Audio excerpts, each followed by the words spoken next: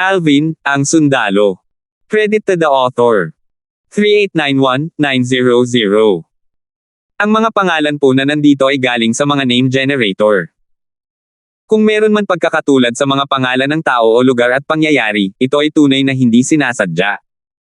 Patayin mo ako. Napataas ang kilay ni Alvin nang marinig ang mga salita ni Flavion at hinarap ang mabangis na atake ni Flavion.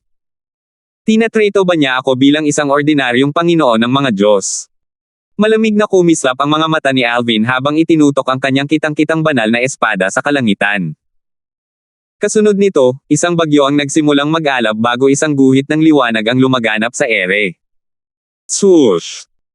Ang tunog ng isang espadang sumisipol sa hangin ay sumunod sa guhit ng liwanag na tila may taglay na lakas upang sirain ang lahat ng nasa daanan nito. Walang silbi. Mapanghamak na sabi ni Flavion nang makita niya ang atake ni Alvin. Kumbinsido siyang walang simpleng Panginoon ng mga Diyos ang makakaligtas sa kanyang atake. Bang!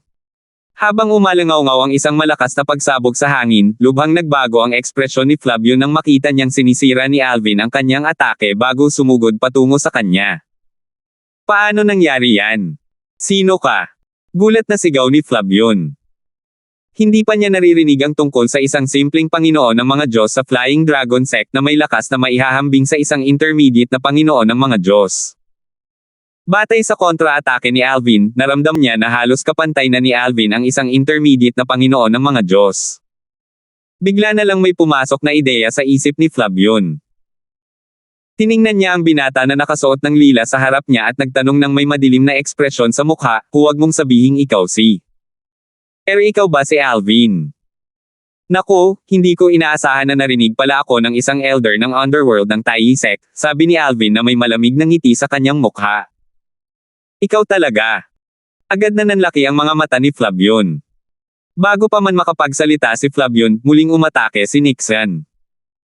Bukod dito, sumama si Alvin kay Nixon at sumalakay din. Natarante si Flavion habang binabaha ng kawalan ng pag-asa ang kanyang puso. Hindi siya natakot nang harapin niya ng mag-isa si Nixon dahil magkapantay ang kanilang lakas. Bukod dito, sinusubukan lamang ni Nixon na pigilan siya sa pagtakas kanina sa halip na umatake ng may intensyong pumatay. Gayunpaman, sa pagdaragdag ni Alvin, nagbago ang mga bagay-bagay. Ang lakas ni Alvin ay maihahambing sa isang intermediate na Panginoon ng mga Diyos, kung tutusin. Swoosh! Swoosh! Swoosh! Labis na malungkot ang ekspresyon ni Flavion habang iniiwasan niya ang mga atake ni na Alvin at Nixon. Nagbabantang sinabi niya, Alvin, kung patuloy mo akong aatakihin, isinusumpa kong papatayin kita kahit na ang ibig sabihin nito ay ang panganib ng pinsala mula kay Nixon. Bago pa makasagot si Alvin, napangisi si Nixon, Flavion, masyado kang nagpapahalaga. Sa tingin mo ba ay makakaligtas ka sa atake ko kung tatalikuran mo ako? Nang marinig ito, bahagyang nagbago ang ekspresyon ni Flavion. Alam niyang totoo ang mga sinabi ni Nixon. Maaaring makahanap siya ng pagkakataong atakihin si Alvin, ngunit isusugal niya ang kanyang buhay kung babalewalay niya si Nixon para patayin si Alvin. Namumula ang mukha ni Flavion habang hinarap niya sina Nixon at Alvin, na nagsanib puwersa. Alam niyang nasa malaking panganib siya sa sandaling ito. Sa sandaling ito, isang desperadong boses ang sumigaw, kapatid na Yunfeng, tulungan mo ako. Bang! Kasunod noon, isang malakas na pagsabog ang umalangaw-ngaw sa hangin. Sina Alvin, Nixon, at Flavion ay agad na lumingon sa direksyon ng kaguluhan at nakita si Wyatt na pinapatay si Yunji, ang bagong promote na Underworld Elder. Napatay ni Wyatt si Yunji sa wala pang 10 galaw. Yunji! Sigaw ni Flavion na may lungkot sa mukha. Sina Flavion at Yunji ay sabay na sumali sa Tayi Sect, at sila ang pinakanamumukod tanging disipulo sa kanilang mga kasamahan. Napakaganda ng relasyon ng dalawa, at tinatrato nila ang isa't isa na parang magkadugo. Nang magsimula ang digmaang imperial, nangako sina Flavion at Yunji na magkasamang papasok sa Lord Battlefield upang patayin ang mga mula sa Flying Dragon Sect. Gayunpaman, dati, si Yunji ay nasa closed-door cultivation pa rin kaya pumasok si Flavion sa Lord Battlefield kasama ang isa pang Underworld Elder. Sa oras na iyon niya nakatagpo si Wyatt. Nawalan ng buhay ang kanyang kasama mula sa engkwentrong iyon habang matagumpay siyang nakatakas. Sa pangalawang pagkakataon na pumasok si Flavion sa Lord Battlefield, sa wakas ay sumama sa kanya si Yunji. Determinado ang dalawa na pumatay ng pinakamaraming tao mula sa Flying Dragon Sect hanggat maaari upang ipaghiganti ang Underworld Elder na pinatay ni Wyatt. Nakasalubong na nila ang ilang Lords of Gods mula sa Flying Dragon Sect dati at nagawa nilang patayin silang lahat. Naging maayos ang lahat hanggang sa makilala nila sina Wyatt, Nixon, at Alvin ngayon. Matindi ang galit ni Flavion habang nakatingin kay Wyatt na lumilipad palapit. May banta niyang sinabi, dahil determinado kayong patayin ako, isasama ko kayong kaladkarin pababa sa impyerno. Sumabog ang banal na enerhiya ni Flavion, na puspos ng batas na kanyang naunawaan. Pagkatapos, lumitaw ang malinaw na baluti sa kanyang katawan bago niya binaliwala si Nixon at sumugod patungo kay Alvin. Sa isang kisap mata lamang, nag-teleport palayo si Alvin at muling lumitaw sa likod ni Wyatt. Hindi. Sigaw ni Flavion nang makita niyang nagte-teleport palayo si Alvin. Nagniningning ang kanyang mga mata sa pag-aatubili at kawalan ng loob. Sa isang kisap mata lamang, lumitaw si Wyatt sa harap ni Flavion at nagsimulang umatake. Alam ni Flavion na mapapahamak siya nang maramdaman niyang lumitaw din si Nixon sa likuran niya. Mabubuhay lamang siya kung lilito ang isa pang elder ng Underworld na mas malakas kaysa kay Yunji sa oras na ito. Sa huli, nakapagpigil lamang siya ng 12 hininga bago siya malubhang nasugatan at napatay ni Wyatt at Nixon. Napakalaki talaga ng pagkakaiba sa pagitan ng mga kalakasan ng dalawang Underworld Elder ng Taiyi Sect. Naisip ni Alvin sa sarili nang mamatay si Flavion, isa kanilang dalawa, marahil ay mapapatay ko si Yunji kung gagamitin ko ang aking mga sekretong armas. Sa palagay ko ay hindi ko pa rin mapapatay si Huang Yunji kahit na gamitin ko ang aking mga sekretong armas. Pagkatapos ng laban na ito, mas naunawaan ni Alvin ang lakas ng isang Underworld Elder na maihahambing sa mga White Dragon Elder tulad ni Wyatt at Nixon. Little Alvin, itago mo yan para ipalit mo sa war points mamaya. Dati, napagkasunduan ng tatlo na hatiin ng pantay ang mga puntos sa digmaan. Gayunpaman, ipapahiram muna nila kay Alvin ang kanilang mga puntos sa digmaan. Tungkol naman sa mga singsing na pangkalawakan at mga banal na artifact, inangkin ito ni Wyatt at Nixon dahil sila ang may pinakamalaking kontribusyon sa labanan. Matapos tingnan ang mga singsing na pangkalawakan, naging mabait ang dalawa at hinayaan si Alvin na tingnan kung mayroon siyang kailangan mula sa mga singsing na pangkalawakan. Sumulyap si Alvin sa spatial ring ni Yunji at wala siyang nakitang kahit ano na gusto niya. Gayunpaman, nang tignan niya ang spatial ring ni Flavion, nakakita siya ng isang medicinal herb na mahalaga para pinuhin ang isang partikular na Lord Grade Divine Peel.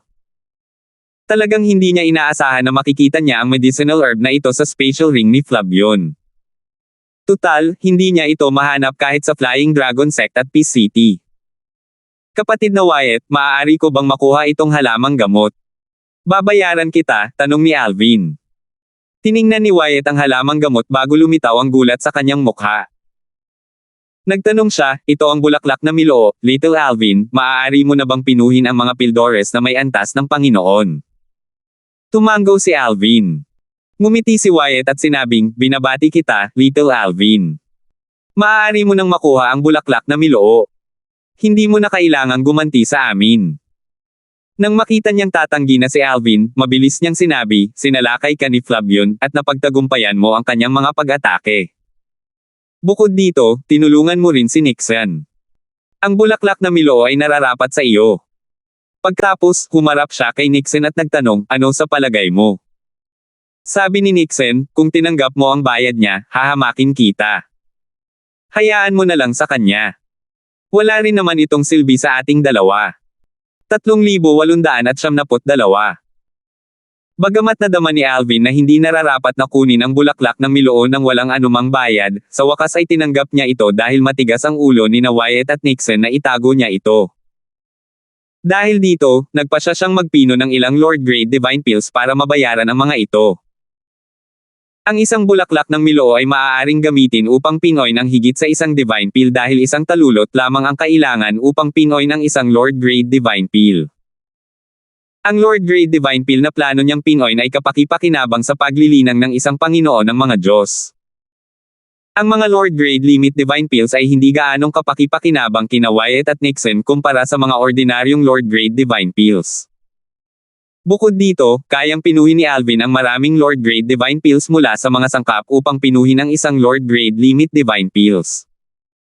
Hindi tulad ng kanyang kakayahang pinuhin ang maraming King Grade Limit Divine Pill, isang Lord Grade Limit Divine Pill lamang ang kaya niyang pinuhin. Ang bawat Lord Grade Limit Divine Pill ay natatangi at hindi maaaring kopyahin. Sige. Tatanggapin ko. Pipinoin ko ang 6 na Bright Origin Divine Pills para sa inyong dalawa kapalit pagkatapos nating bumalik sa sect, nakangiting sabi ni Alvin habang itinatabi ang Miloo Flower. Natigilan sina Wyatt at Nixon nang marinig nila ang mga salita ni Alvin. Tumingin sila kay Alvin at sabay na nagsalita. Little Alvin, kaya mo bang pinuhin ang Bright Origin Divine Pills? Natuto ka lang bang magpino ng mga Pildores na may gradong Panginoon? Nagulat sina Wyatt at Nixon. Bagamat hindi sila eksperto sa alchemy, alam nila kung gaano kahirap pinuhin ang Bright Origin Divine Pill. Pareho silang sinubukan at nabigong makuha ang Bright Origin Divine Pills noon. Mawawala ng bisa ang Bright Divine Pill matapos itong inumin ng 3 beses. Plano ni Alvin na bigyan ang dalawa ng tig-6 na Bright Origin Divine Pills para maibigay din nila ang natitirang mga tableta sa kanilang mga kapamilya. Little Alvin, gusto ko ring magpasalamat sa iyo sa ngalan ng aking asawa, sabi ni Nixon, na antig sa kabaitang ipinakita ni Alvin. Hindi niya tinanggihan si Alvin dahil ang 3 Bright Origin Divine Pills ay makakatulong ng malaki sa kanya upang maaari pa siyang makalusot at maging isang Advanced Lord of Gods. Kahit ang kanyang asawa, na malayo pa sa pagiging isang Advanced Lord of Gods, ay makikinabang ng malaki sa mga Divine Pills. Salamat, Little Alvin, same time na sabi ni Wyatt. Gayon din, matagal na niyang hinahangad ang Bright Origin Divine Pill. Paiikliin nito ang oras na kakailanganin niya para maging isang Advanced Lord of Gods. Kuya Wyatt, Kuya Nixon, hindi mo kailangang maging magalang sa akin. Normal lang sa akin na ibigay sa iyo ang Bright Origin Divine Pills dahil ikaw ang nagbigay sa akin ng Miloo Flower, sabi ni Alvin. Ang bulaklak na Miloo ay may 9 na talulot sa kabuuan. Isang talulot lamang ang kailangan niya, at makakagawa siya ng kahit 3 Bright Origin Divine Pills. Para makapagpaganda ng 12 Bright Origin Divine Pills, 4 na talulot lamang ang kailangan niyang gamitin. Bukod dito, bukod sa bulaklak na Miloo, ang iba pang mga sangkap ay karaniwan lamang. Gayunpaman, natural na iba ito kung pinino niya ang Bright Origin Limit Divine Pill. Umiling si Nixon at sinabing, hindi tama iyan. Little Alvin, kahit itago pa natin ang Miloo Flower para sa ating sarili at dalhin ito sa isang Divine Alchemist, mapalad tayo kung mapipino niya ang 2 Bright Origin Divine Pills para sa atin. Kadalasan, makakakuha tayo ng isang Bright Origin Divine Pill. Tutal, ang kakayahan ng isang Divine Alchemist na maramdaman ng Heaven and Earth Spirit Energy ay mahalaga sa pagpipino ng pill. Kahit ang dating pinuno ng sect ay maaaring hindi magamit ang Miloo Flower sa buong potensyal nito kapag pinipino ang Bright Origin Divine Pill. Ang Bright Origin Divine Pill ay hindi lamang isa sa pinakamahalagang Lord Grade Divine Pills, ngunit napakabihira rin ito. Natural na alam ni Alvin ang kahirapan sa pagpino ng Bright Origin Divine Pills. Kahit ang mga Emperor Rank Divine Alchemist ay hindi magagarantiya ng kanilang tagumpay kapag pinipino ang Bright Origin Divine Pill, lalo na ang isang Lord Rank Divine Alchemist. Tiwala siya sa kanyang kakayahang madama ang Heaven and Earth Spirit Energy na mahalaga sa pagpino ng Bright Origin Divine Pill kaya natural din siyang magtiwala sa kanyang tagumpay. Tutal, kahit ang mga Supreme Rank Divine Alchemist ay maaaring hindi kayang tapatan niya pagdating sa pagdama ng Heaven and Earth Spirit Energy, lalo na ang mga Emperor Rank at Lord Rank Divine Alchemist. Ang lahat ng ito ay salamat sa Divine Tree of Life sa kanyang little world. Sa oras na ito, nagpalitan ng tingin sina Wyatt at Nixon bago sinabi ni Wyatt, Little Alvin, ang mga war points ay walang-wala sa amin kumpara sa Bright Origin Divine Pills. Napagkasunduan naming hatiin ng pantay ang mga war points, ngunit pagkatapos naming pag-usapan ito kay Nixon, sa palagay ko ay makatarungan lamang na itago mo ang mga war points mula sa lahat ng 3 identity token na nakuha namin sa ngayon. Tatanggi na sana si Alvin nang sumingit si Nixon, Little Alvin, ang mga war points ay walang-wala sa atin kumpara sa Bright Origin Divine Pills. Kung hindi ka naniniwala sa akin, maaari mong subukang ipagpalit ang Bright Origin Divine Pills para sa mga war points. Taya ko kahit ang mga Black Dragon Elder ay handang magbigay ng maraming war points kapalit ng Bright Origin Divine Peel. Natural na naging pera ang mga war point noong digmaang imperial dahil madali itong mailipat. Sa labas ng PCT, maraming miyembro ang nakikipagpalitan gamit ang mga war point. Kapatid na Wyatt, kapatid na Nixon, hindi na talaga ninyo kailangang kalkulahin ang mga bagay-bagay ng ganito kalaki, sabi ni Alvin na may walang magawang ekspresyon sa kanyang mukha. Umiling si Wyatt at sinabing, isa itong usapin ng mga prinsipyo. Kung hindi kayo sang-ayon, para bang sinasamantala namin kayo. Sa huli, sumang-ayon si Alvin sa panukala ni Wyatt at Nixon. Gayunpaman, hiniling niya na ang mga sumusunod na punto sa digmaan na kanilang nakuha ay muling paghahatian ng pantay. Dahil doon, muling nagsimulang maglibot ang tatlo sa Lord Battlefield. Lumipas ang isa pang kalahating taon. Dahil dito, isang taon na silang nasa Lord Battlefield. Sa huling kalahati ng mga taon, hindi sila gaanong pinalad at apat na simpleng Panginoon ng mga Diyos at isang panloob na Elder mula sa AI sect lamang ang kanilang nakatagpo. Lahat sila ay napatay ni Alvin. Sa ngayon, ang tatlo ay nakapatay na ng 2 Underworld Elder, 2 Inner Elder, at 4 na simpleng Lord of Gods mula sa Tai sect. Bagamat hindi nasiyahan ang tatlo sa bilang ng mga taong kanilang napatay, medyo malaki ang kaguluhang kanilang nalikha dahil sa pagkamatay ng 2 Elder ng Underworld. Bago iyon, ang Tai sect ay nawalan lamang ng isang Underworld Elder na pinatay ni Wyatt. Ngayong namatay na ang 2 Underworld Elder, nahuli ang Tai sect habang nauuna naman ang Flying Dragon sect. Umalis ang tatlo sa Lord Battlefield pagkatapos ng isang taon at nagtungo sa PCT upang makipagpalitan ng mga puntos sa digmaan. Sa oras na ito lamang napagtanto ng mga tao na ang 2 Elder ng Underworld ay pinatay ng tatlo. Hindi nakakapagtaka na 2 sa ating mga Elder sa Underworld ang namatay. Tutal, sina Wyatt at Nixon ang kanilang mga kalaban. Ang 2 White Dragon Elder ay kapantay ni Elder Huang habang si Elder Sha, nakaka-promote lang, ay mas mahina kaysa sa kanila. Napakamalas talaga ng 2 Underworld Elder na iyon. Malungkot ang ekspresyon ng mga miyembro ng Tai sect nang malaman nila ang katotohanan. Dali-dali silang nagpadala ng balita pabalik sa Tai sect. Sa kabaligtaran, ang mga miyembro ng Flying Dragon sect ay masayang-masaya. Sa oras na ito, isang malamig at malungkot na binata ang nakatayo sa di kalayuan habang si Alvin ay nakikipagpalitan ng mga puntos sa digmaan. Kumislap ang takot sa kanyang mga mata nang tumingin siya kina Wyatt at Nixon na nakatayo sa gilid. Kung nakita ni Nixon ang binata, makikilala niya agad ang binata. Siya ay walang iba kundi si Brent, ang Intermediate Lord of Gods, na sumali sa Flying Dragon sect 3 taon na ang nakalilipas, at ang taong sinamahan ni Nixon patungo sa itinalagang cultivation ground para sa mga bagong recruit. Ang target ay may kasamang 2 White Dragon Elders. Umalis ka sa Imperial War Realm at maghintay sa labas, sabi ni Brent sa pamamagitan ng voice transmission sa kanyang partner. Ang katuwang ni Brent ay isang lalaking nasa katanghaliang gulang na kasing lamig at malayo sa iba gaya ni Brent. Umalis siya sa Imperial War Realm at bumalik sa lupain ng Flying Dragon sect pagkatanggap niya ng mensahe ni Brent. Hindi nagtagal at palihim na nilisan ni Brent ang PCT habang ang iba ay nagkukumpulan sa paligid ni Wyatt, Nixon, at Alvin. Pagkabalik ng 2 sa lupain ng Flying Dragon sect, nakatanggap ng mensahe si Maynard, isa sa mga vice sect leader ng Flying Dragon sect, mula sa kanyang kaibigan. Imposibleng kumilos ang mga mandirigmang kamatayan dahil si Alvin ay palaging kasama ng 2 White Dragon Elder sa Imperial War Realm. 3,873. Nagdilim ang ekspresyon ni Maynard nang marinig ang mensahe ng kanyang kaibigan. Sampay niya ang sarili, anong problema ni Wyatt at Nixon? Nakuulam ba sila ni Alvin? Bakit nila siya sinusundan na parang aso?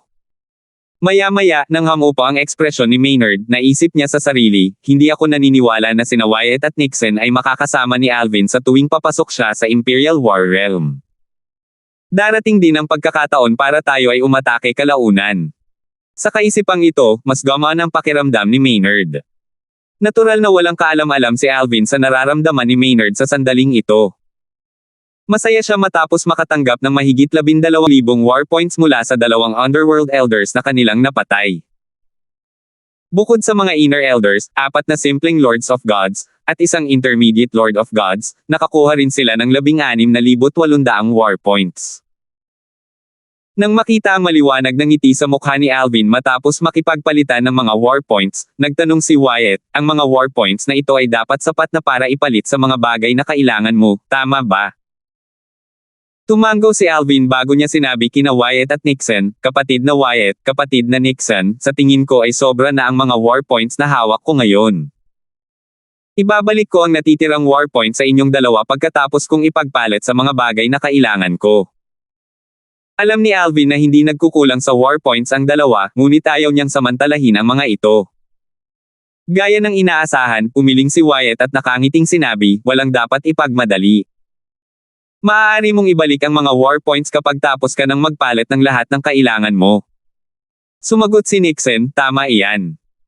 Hindi tulad ni Wyatt, kakaunti lang ang utang na war points ni Alvin kay Nixon. Kaya naman, nadama niya na hindi na kailangang ibalik ni Alvin sa kanya ang war points. Gayunpaman, dahil kilala niya si Alvin, alam niyang hindi ito tatanggapin ni Alvin kung sasabihin niya kay Alvin na hindi na kailangang ibalik sa kanya ang war points. Sige. Ibabalik ko ang mga ito sa inyong dalawa kapag tapos na ako, nakangiting sabi ni Alvin. Pagkatapos, tumingin siya kay Nixon at sinabing, gayunpaman, sa palagay ko ay mayroon akong sapat na matitira para mabayaran si Brother Nixon.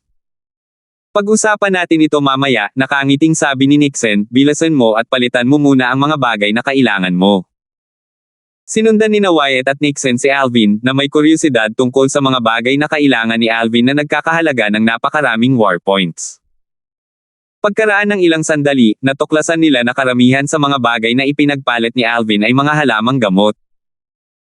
Kakaunti lamang ang mga war points na ginamit niya sa mga bagay tulad ng floating image pearls at mga bagay na makakatulong sa kanyang pag-unawa sa batas ng kalawakan. Nagpalitan ng tingin ang dalawa, iniisip na ang mga tagumpay ni Alvin ay hindi nagmumula sa swerte kundi sa pamamagitan ng pagsusumikap. Sa pagkakataong ito, biglang ngumiti si Nixon at sinabing, Little Alvin, huwag kang magmadaling gumanti sa akin. May nakita akong kakaiba at mahalaga sa Hall of Wonders. Marahil, magiging interesado ka rito. Ano iyon? Naintriga si Alvin. Kilala mo ba ang Destruction Divine Shuttle? Tanong ni Nixon. Ang Destruction Divine Shuttle. Nanlaki ang mga mata ni Alvin sa gulat nang magtanong siya, kapatid na Nixon, sinasabi mo bang mayroong Destruction Divine Shuttle sa Hall of Wonders? Nakangiting sabi ni Nixon, tama. Dahil alam mo na ang tungkol sa Destruction Divine Shuttle, sa palagay ko ay hindi ko na kailangang ipaliwanag pa sa atin ang gamit nito. Huminga ng malalim si Alvin. Halos hindi niya mapigilan ang kanyang pananabik. Ang Destruction Divine Shuttle ay kayang maglakbay patungo sa mga mundane realms at Devata realms mula sa realms of gods. Ang artifact ay isang minsanang gamit na artifact. Maaari lamang itong pandayin gamit ang enerhiya ng isang supreme powerhouse. Ang isang patak ng enerhiya mula sa isang supreme powerhouse ay kayang pandayin na hindi bababa sa 10 Destruction Divine Shuttles depende sa kasanayan ng mga panday. Sa ilalim ng normal na mga pangyayari, ang mga mula sa kaharian ng mga Diyos ay naglalakbay patungo sa kaharian ng mga Devata at mga mundong kaharian sa pamamagitan ng mga daanan sa espasyo. Gayunpaman, ang mga daanan sa espasyo ay sarado na ngayon at magbubukas lamang muli pagkatapos ng humigit kumulang 300 taon. Kaya naman, ang tanging paraan para makapaglakbay sila patungo sa mga mas mababang kaharian, na siyang mga mundong kaharian at ang kaharian ng mga Devata, ay sa pamamagitan ng Destruction Divine Shuttle. Dati, si Alvin ay nakarating sa Realm of Gods gamit ang isang hindi pangkaraniwang pamamaraan. Pinunit niya ang space barrier sa 9 Serenities battlefield at nakarating sa Realm of Gods, Realm Battlefield bago pa man siya makarating sa Realm of Gods. Gayunpaman, ngayong bumuti na ang kanyang cultivation base, kahit na kaya pa siyang ibalik ng 5 divine elements gamit ang parehong paraan ng kanyang pagdating, hindi na ito magiging posible dahil hindi na siya makakapasok sa 9 Serenities battlefield na para lamang sa mga Celestial Emperor. May Destruction Divine Shuttle dito. Ilang war points ang halaga nito. Bahagyang naguluhan si Nixon nang makita niya ang pananabik ni Alvin. Binanggit niya ang bagay na ito, iniisip na ang Destruction Divine Shuttle ay magiging kapaki-pakinabang dahil makakatulong ito kay Alvin na makabalik sa Devata Realm upang bisitahin ang kanyang pamilya at mga kaibigan. Gayunpaman, hindi niya inaasahan ang ganitong antas ng pananabik mula kay Alvin. Sumagot si Nixon, hindi ako sigurado dahil hindi ko ito masyadong pinansin. Gayunpaman, sa palagay ko ay hindi naman ito gaanong magastos. Ang natitira mong mga war point ay dapat sapat na para ipagpalit dito. Hindi nag-aksaya ng oras si Nixon at agad na pinangunahan si Alvin papunta sa Hall of Wonders. Di nagtagal, nakita ni Alvin ang Destruction Divine Shuttle. Ito ay isang itim at parang tinak na bagay na may masalimuot na mga disenyo na nakaukit sa ibabaw nito. Di nagtagal, sumimangot siya nang makita ang presyo. Bamulong siya, kulang ako ng 100 war points. Nang marinig ito, ngumiti si Nixon at sinabing, huwag kang mag-alala. Hindi naman kalakihan yan. Ipapahiram ko sa iyo ang mga yan. Naisip ni Alvin sa sarili ng may pananabik, makakabalik ako sa Devata Realm gamit ang Destruction Divine Shuttle. Gayunpaman, dahil magagamit ko lang ito para sa isang one-way trip, hindi ako makakabalik gamit ang aking tunay na katawan. Ang maipapadala ko lang pabalik ay ang aking doppelganger. Ilang dekada na si Alvin sa Profound Energy Land. Kahit gaano pa siya katagal dito, pakiramdam niya ay isa siyang tagalabas. Natural lang na nasa sabik siyang makauwi. Nakita rin ni Wyatt ang pananabik ni Alvin. Nagtanong siya ng may pagtataka, Little Alvin, balak mo bang bumalik agad? Tumango si Alvin. Bagamat hindi katagal ang oras na ginugol niya sa Profound Energy Land, nakaramdam siya ng kalungkutan. Mas malungkot pa ito kaysa sa paggastos ng 1,000 taon sa closed-door cultivation. Gusto niyang bisitahin ang kanyang mga kapamilya at alamin kung nakabalik na ang kanyang Panginoon mula sa impyerno ng Azurea. Babalik ka ba gamit ang iyong doppelganger o ang iyong tunay na katawan? Tanong ni Wyatt bago niya sinabi, hindi ka makakabalik gamit ang iyong tunay na katawan dahil iisa lang ang Destruction Divine Shuttle na mayroon ka. Kung hindi, kailangan mong maghintay ng 300 taon para muling magbukas ang mga spatial passage bago ka makabalik. Hindi mahaba ang 300 taon, ngunit sapat na ito para makaapekto sa iyong cultivation kung mananatili ka sa Devata Realm. Napakasama ng kapaligiran sa cultivation sa Devata Realms. Mas makabubuti kung ibabalik mo ang iyong doppelganger. Gamit lamang ang iyong kasalukuyang cultivation, ang iyong doppelganger lamang ang makakasakop sa Devata Realms. Iyon din ang naisip ko, sabi ni Alvin sabay tango.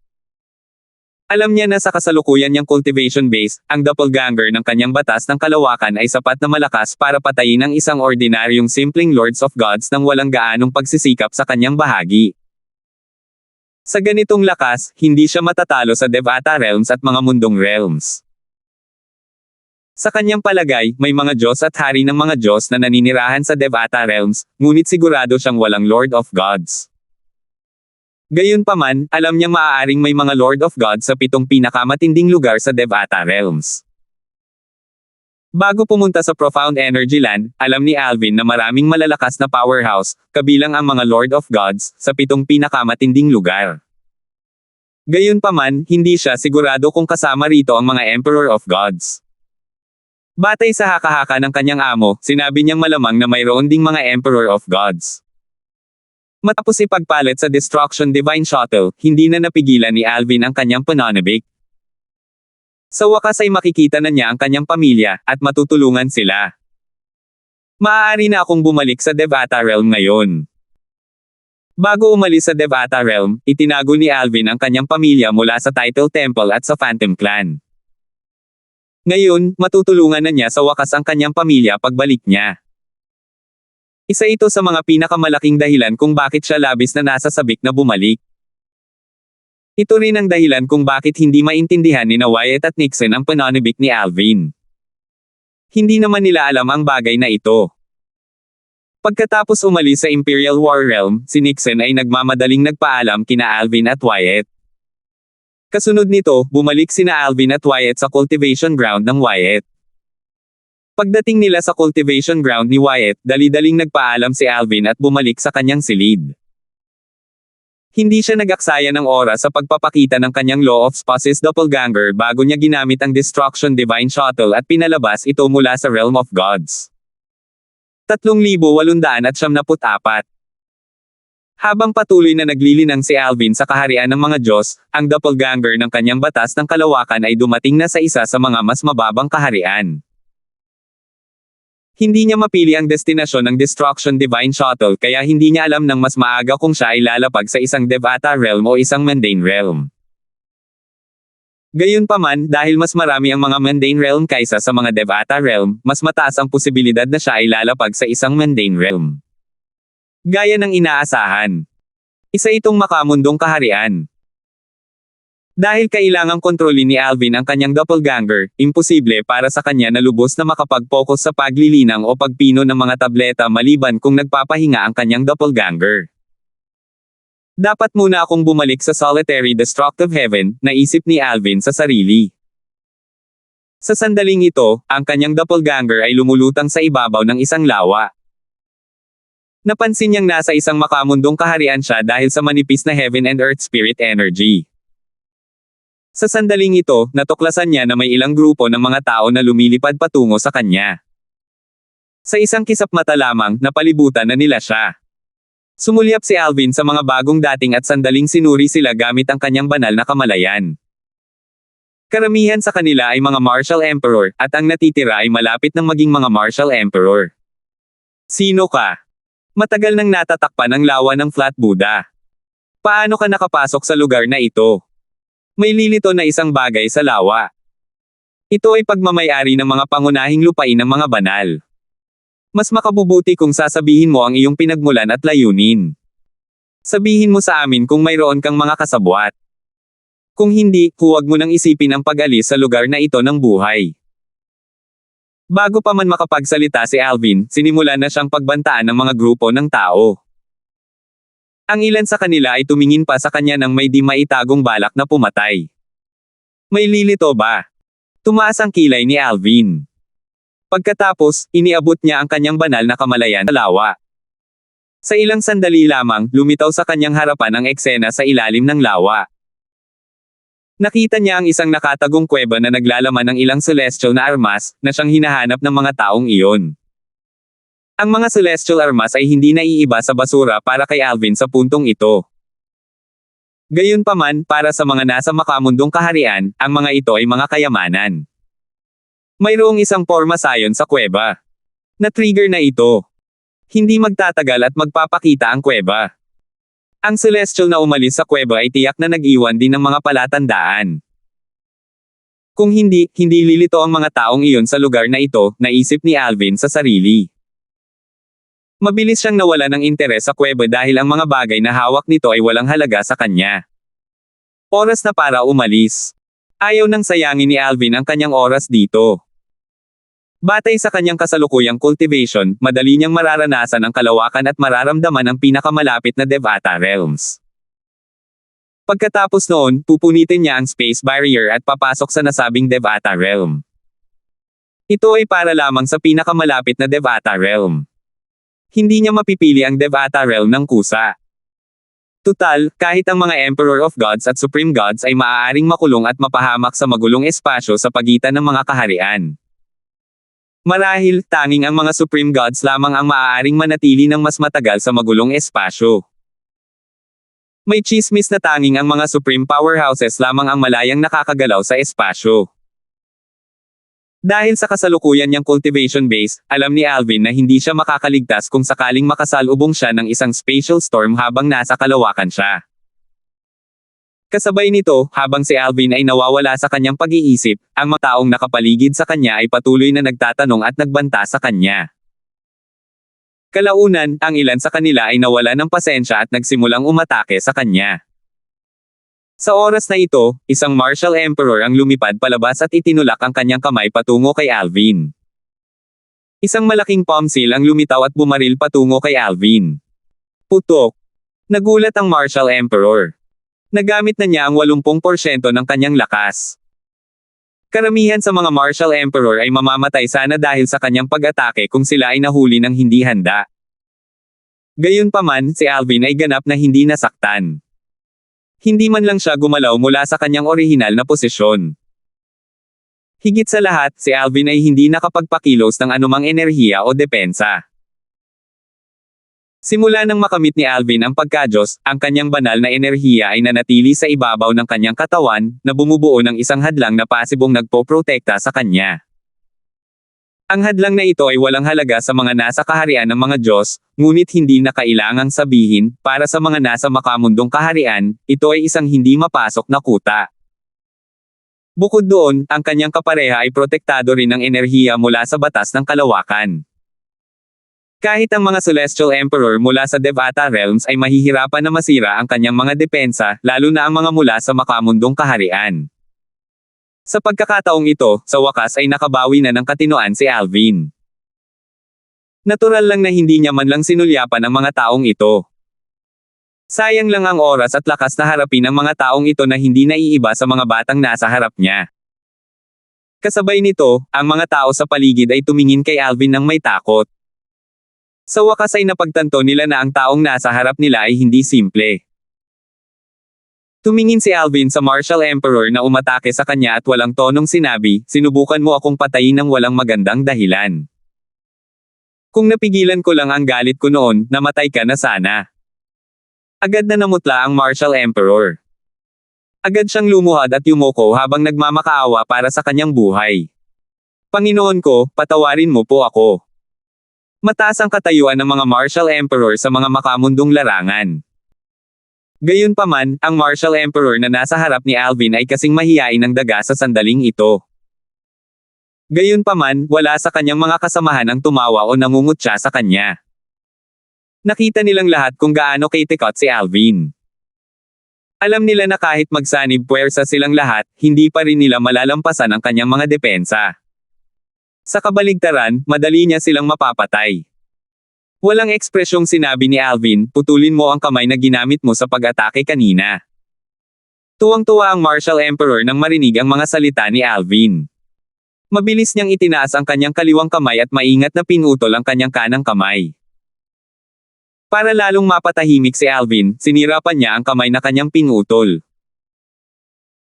Wala itong kwenta dahil plano niyang humingi ng mga celestial pills na makakatulong sa pagpapanumbalik ng kanyang braso pagkatapos niyang bumalik sa angkan na ito. "Panginoon ko, mayroon pa ba kayong mga tagubilin?" Natatakot na tanong ng emperador ng Martial. Natatakot siya na baka hindi pa hamupa ang galit ni Alvin. Dahil ginawa ng Martial Emperor ang sinabi sa kanya, nagpa siya si Alvin na huwag nang magsalita. Dahil doon, inilipat niya ang kanyang tingin palayo sa Martial Emperor at itinaas ang kanyang kamay sa langit. Bang! Isang nakakatakot na enerhiya ang sumabog mula sa kamay ni Alvin, dahilan para manginig sa takot ang mga makapangyarihang nilalang sa makamundong kaharian. Sa sumunod na sandali, nakita nila ang pagpunit ng kalawakan, na nagpapakita ng kadiliman sa kalawakan. Nasa silangan iyon, bulong ni Alvin sa sarili. Matapos niyang maramdaman ang harang sa kalawakan ng pinakamalapit na Devata Realm, naglaho siya sa kawalan. Napanganga sa gulat ang mga tao sa paligid. Lahat sila ay may bakas ng gulat at kawalan ng paniniwala sa kanilang mga mukha. Sa tingin mo ba isa siyang celestial mula sa Devata Realm? Tanong ng isang tao sa nanginginig na boses. Hindi naman ganoon kitikot ang isang ordinaryong celestial, di ba? 3,875. Nagbago na si Alvin. Hindi na siya ang dating siya. Isa sa mga nagbago ay ang pananaw niya sa mga tao sa makamundong kaharian. Hanggat nabubuhay siya, hanggat mayroon siyang sapat na lakas, hindi niya kailanman hahayaang mabuhay ang mga nagtatangkang manakit sa kanya. Kahit na hindi siya sapat ang lakas para patayin sila, babalik siya pagkatapos niyang lumakas para patayin sila. May mga pagkakataon din na hindi niya sila pinapatay dahil sa palagay niya ay mas makabubuti kung hahayaan niyang mabuhay ang kabilang panig. Isang halimbawa ay ang angkan ng Song sa Skywind City ng Profound Energy Land. Noong panahong iyon, ang angkan ng Song na may ranggong hari ay nagpadala ng mga mandirigmang kamatayan upang patayin siya. Nang mapagtanto nilang hindi nila siya mapatay, sinubukan nilang bumawi sa pamamagitan ng pagpapadala sa kanya ng lahat ng uri ng kayamanan.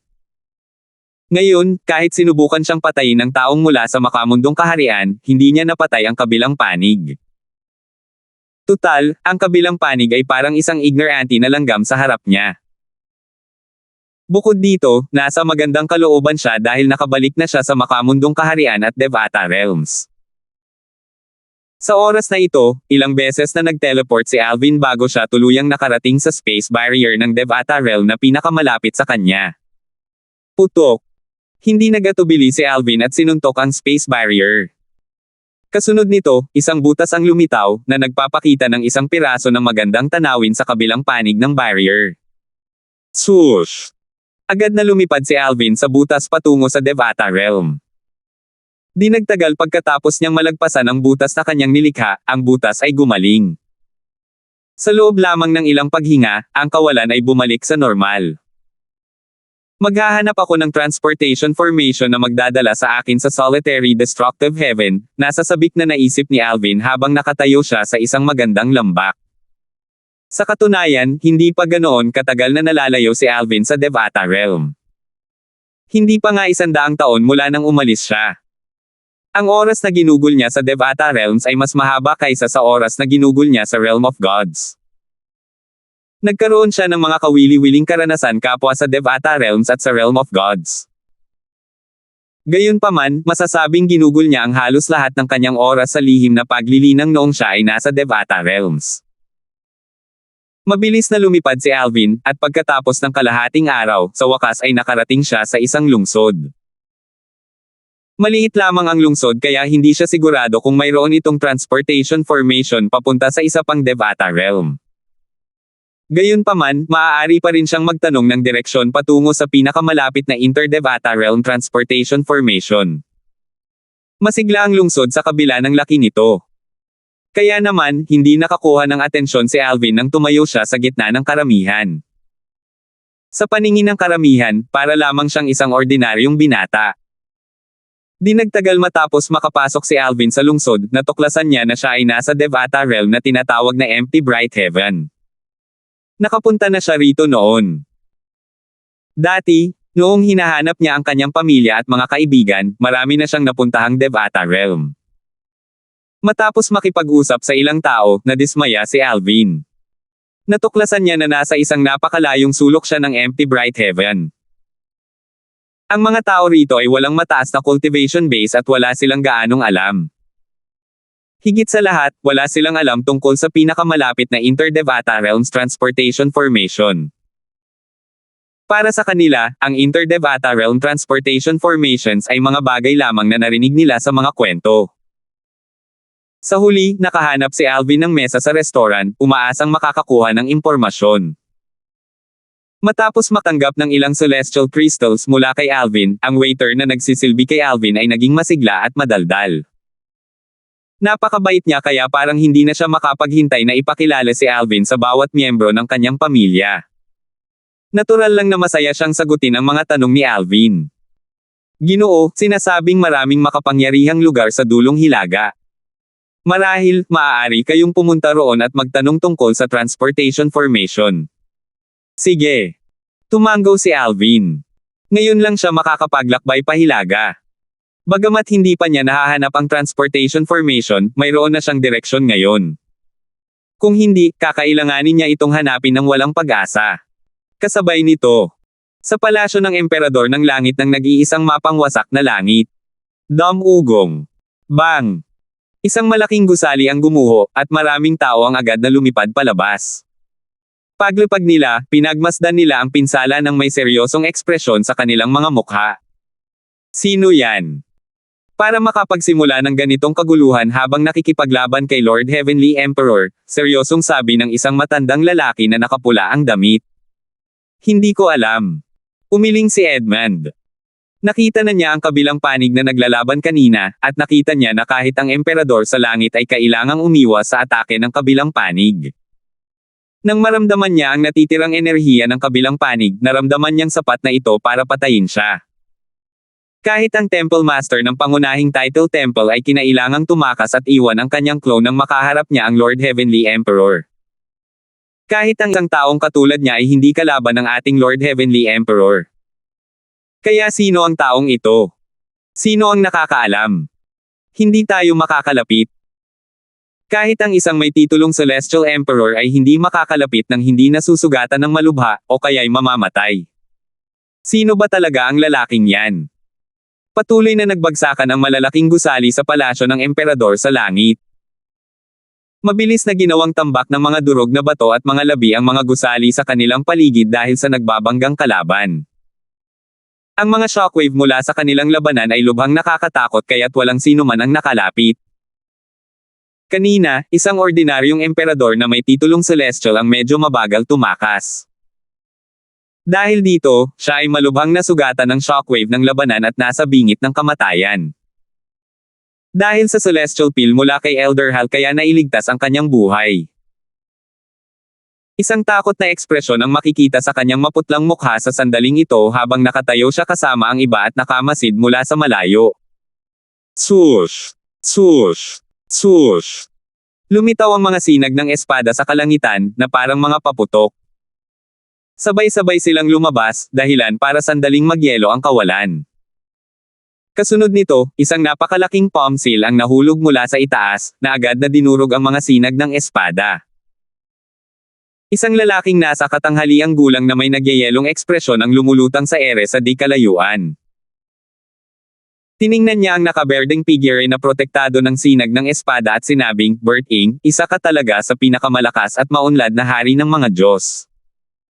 Napakalalim din ng iyong pag-unawa sa batas ng panahon. Noong una tayong nagkita, nalaman ko mula sa doppelganger ng batas ng panahon mo na isa ka pa lamang simpleng hari ng mga Diyos noong panahong iyon. Sa loob lamang ng ilang dekada, nakalusot ka at naging isang maunlad na hari ng mga Diyos. Tunay na kapuri-puri. Medyo misteryoso ka. May bahid ng kasakiman na makikita sa mga mata ng lalaking nasa katanghaliang gulang nang magsalita ito. Jeremias. Lumipad palapit si Bert-ing dala ang kanyang espada, na para bang kaisa niya ang kanyang espada, habang sinasabi, "Wala akong ideya na hindi ka pala pinatay ng Phantom Clan. Tutal, ang mga nagtaksil sa angkan ay dapat sentensyahan ng kamatayan." Dati, noong pumunta si Bert-ing sa Land of the Dead, ipinaalam niya sa Phantom Clan ang pagtataksil ni Jeremias. Bagamat napakalakas ni Jeremias, sigurado siyang may mas malalakas na tao sa Phantom Clan. Bukod dito, maraming kakampi rin ang Phantom Clan sa Land of the Dead. Kaya naman, makatuwiran na magiging madali para sa Phantom Clan na harapin si Jeremias. Dahil sa lahat ng mga kadahilanang ito, nagulat si Bert-ing nang makita niya muli si Jeremias. Bukod dito, nakahanap din si Jeremias ng ibang katawan na maaaring sakyan kaya wala na si Jeremias sa kanyang anyong kaluluwa. Ang pinakanakakagulat ay ang pagtagumpayan ni Jeremias at pagiging isang Panginoon ng mga Diyos. Gayunpaman, batay sa nakita ni Bert-ing, masasabi niyang ang katawang taglay ni Jeremias ay hindi akma sa kanyang kaluluwa, na naglilimite sa malaking bahagi ng kanyang lakas. Bilang resulta, si Jeremias, na isang intermediate Lord of Gods, ay hindi pa rin napapapatay si Bert-ing, na isang advanced King of Gods. Bert-ing, nakatakas sa akin noon, pero ngayon, siguradong papatayin kita. Malamig na sabi ni Jeremias habang sumusugod kay Bert-ing ng kasing bilis ng kidlat.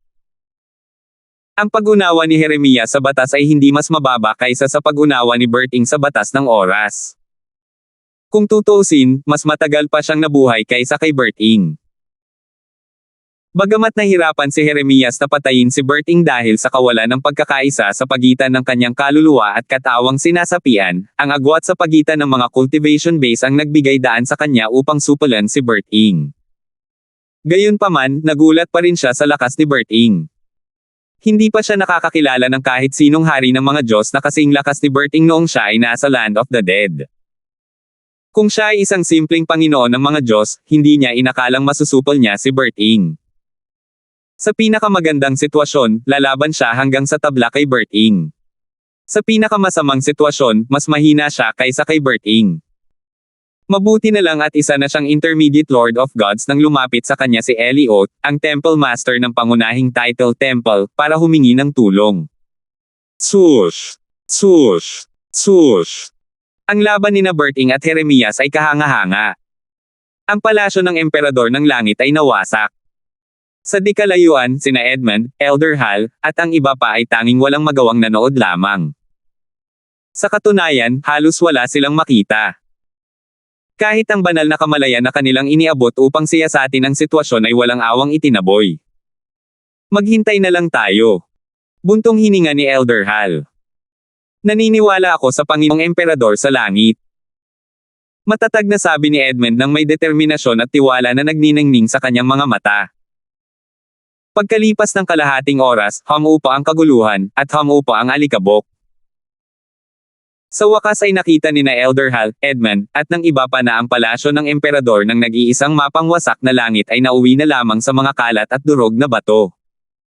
Ang buong lugar ay patag at giniba. Tingnan mo.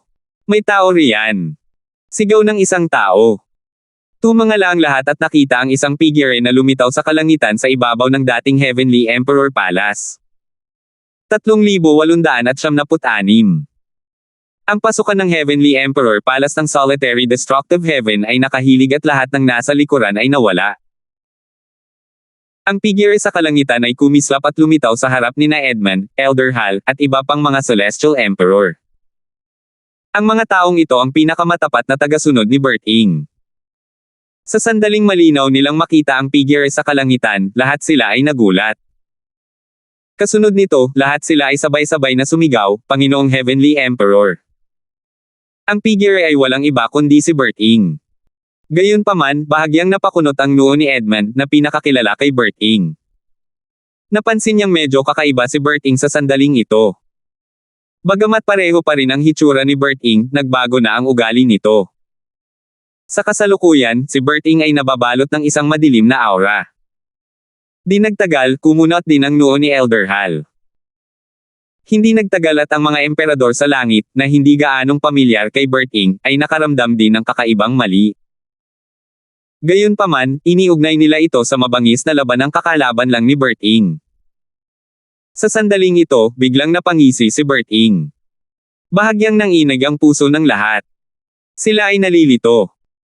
Kasunod nito, isang nakakatakot na enerhiya ng kaluluwa ang biglang lumabas mula sa katawan ni Bert Ing at lumipad palabas. Agad na dumilim ang ekspresyon ni na Edmund, Elder Hal, at ng iba pa habang sila ay umaatres. Ang ilang mga Celestial Emperor na mas mabagal tumugon ay agad na bumagsak. Ang kanilang mga matang nagniningning sa buhay kanina lamang ay agad na nanlabo. Ang kanilang mga kaluluwa ay nalipol. Ang katawan ng Panginoong Emperador sa langit ay sinakop ng ibang kaluluwa. Malinaw ito kina Edmund, Elder Hal, at sa iba pa sa sandaling ito. Sa pagkakataong ito, isang malungkot na boses ang biglang nagsabi, Bert Ing. Tumahimik ka na. Sa tingin mo ba talaga ay hindi ko kayang sirain ang kaluluwa mo? Malakas ka, pero kahit ano paman, isa ka lang talagang advanced na hari ng mga Diyos. Ako, si Jeremias, ay hindi lamang nagtataglay ng kaluluwa ng isang intermediate na Panginoon ng mga Diyos, kundi bilang miyembro ng Phantom Clan, bihasa ako sa mga soul attack. Kung hindi ako interesado sa iyong kaalaman, sa tingin mo ba ay patatawarin ko ang iyong buhay? Nagulat sina Edmund, Elder Hal, at ang iba pa nang makita nila si Bert Ing na nagsasalita mag-isa. Dahil dito, nakumpirma ang kanilang hinala. Sa mga salitang ito, nalaman din nila sa wakas na si Bert Ing ay isang maunlad na hari ng mga Diyos. Bagamat sila ay mga Celestial Emperor lamang sa isang Devata realm, alam nila ang cultivation ng mga Diyos. Ang mga Lord of Gods ay mas malakas kaysa sa mga hari ng Diyos tulad ng kung paano mas malakas ang mga Celestial Emperor kaysa sa mga Celestial King. Jeremias. Nang muling magsalita si Bert Ing, ang kanyang tono at paraan ng pagsasalita ay muling nagbago na pamilyar kina Edmund, Elder Hal, at sa iba pa. Kalmado ang boses. Panginoong Emperador sa langit. Sabay-sabay na sigaw ng mga tauhan ni Bert Ing habang nagliliwanag ang kanilang mga mata. Base sa kanyang tono, tila maayos naman siya. Bilang miyembro ng Phantom Clan, nilabag mo ang patakaran at nagtaglay ng katawan.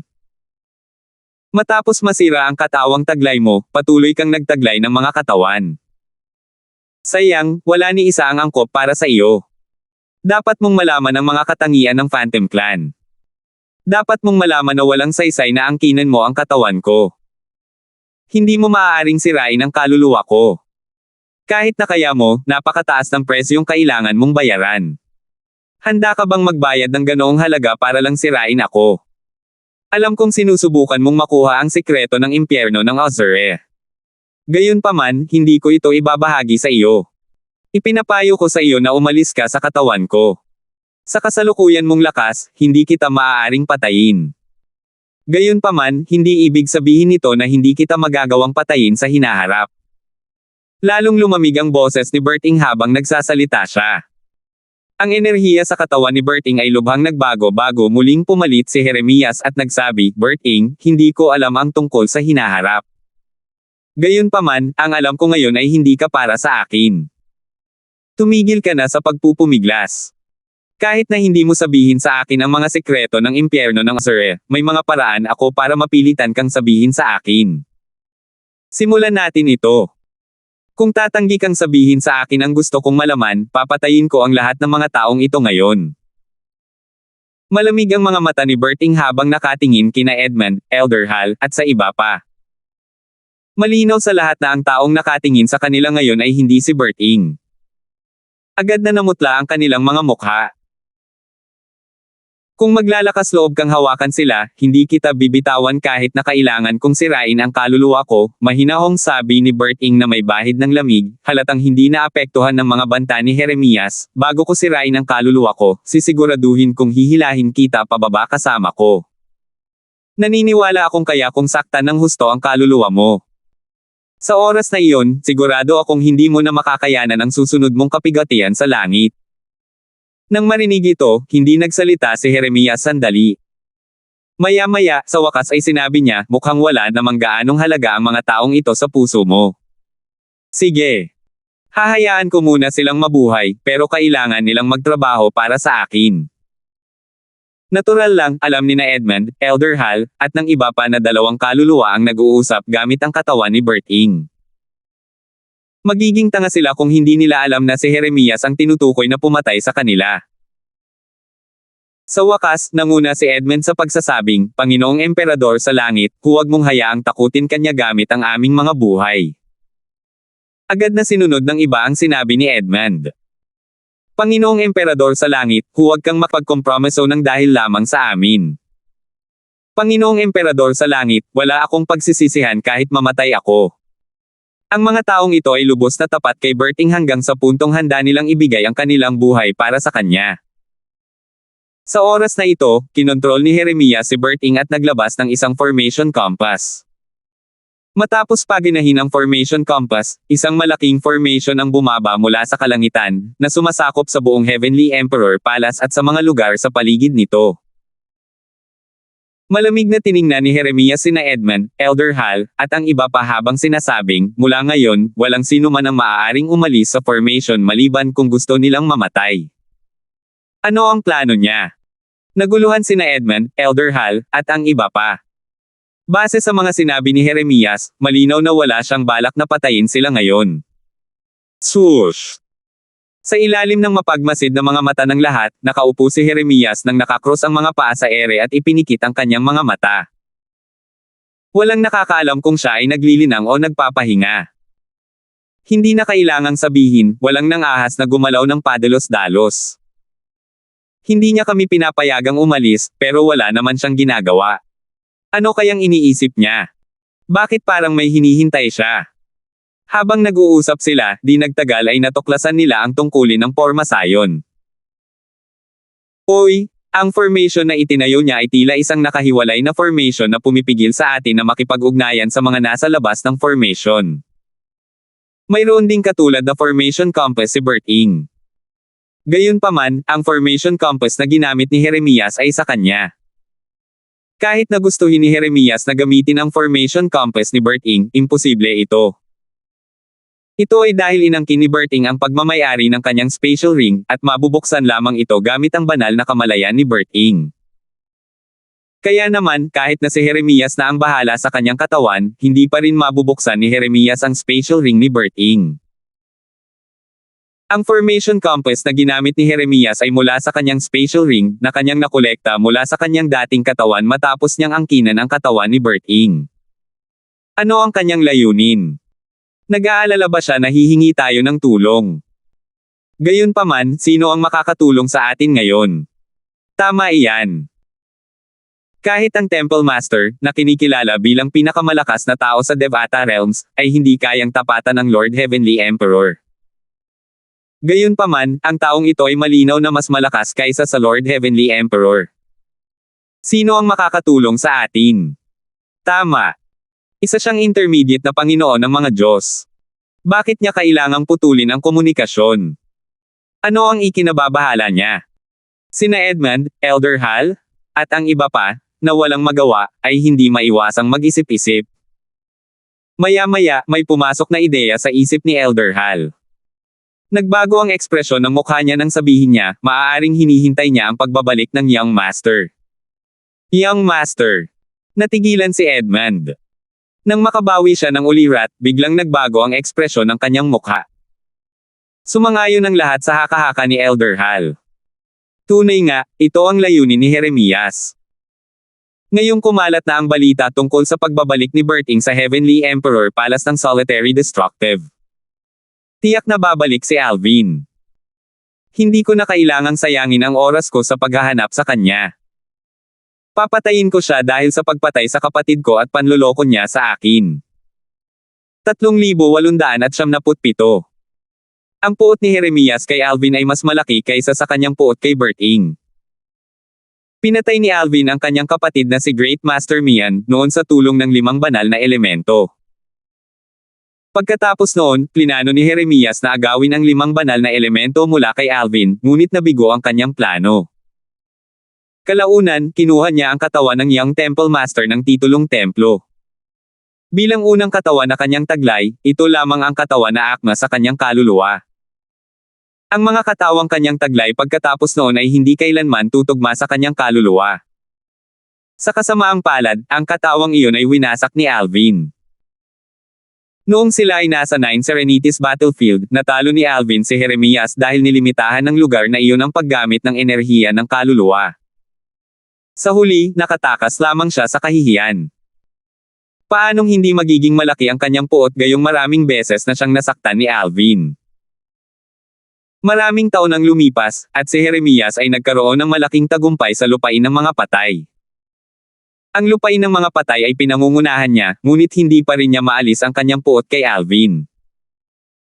Bukod doon, hinanggad din niya ang 5 banal na elemento sa katawan ni Alvin. Hindi lamang niya kinumuhian si Alvin, kundi naiinggit din siya kay Alvin dahil sa taglay nitong lahat ng 5 banal na elemento. Kumalat na ang balita tungkol sa pagbabalik ni Berting. Bukod doon, alam din ng lahat na pumunta siya sa kaharian kung saan matatagpuan ang pangunahing templo ng titulo at pinatay ang lahat ng naroon, na nagtulak kay Eliot na tumakas. Tiyak na babalik si Alvin kapag natanggap niya ang balita tungkol dito, naisip ni Jeremias habang nagpapahinga. Di nagtagal, isang ideya ang lumitaw sa isipan ni Jeremias, at agad siyang nagpadala ng mensahe.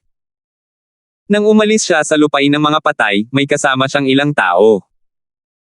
Ang mga taong ito ay mga lingkod na kinuha niya sa mga nakalipas na taon, at nag-iwan siya ng marka ng kanyang kaluluwa sa kanila.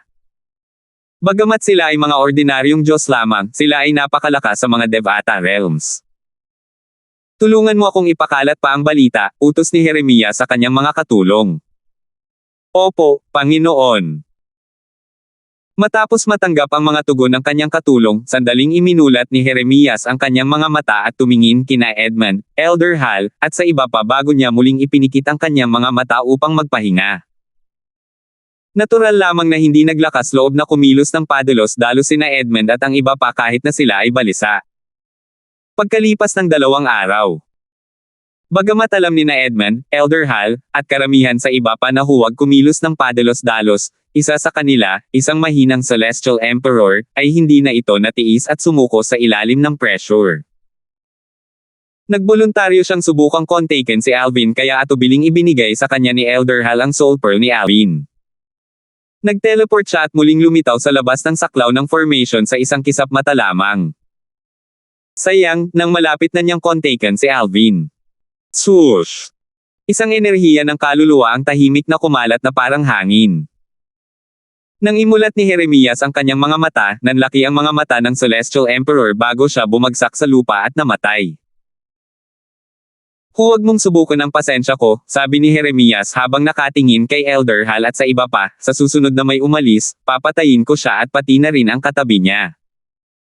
Agad na naging malungkot ang ekspresyon ng lahat. Sayang, wala na silang magagawa.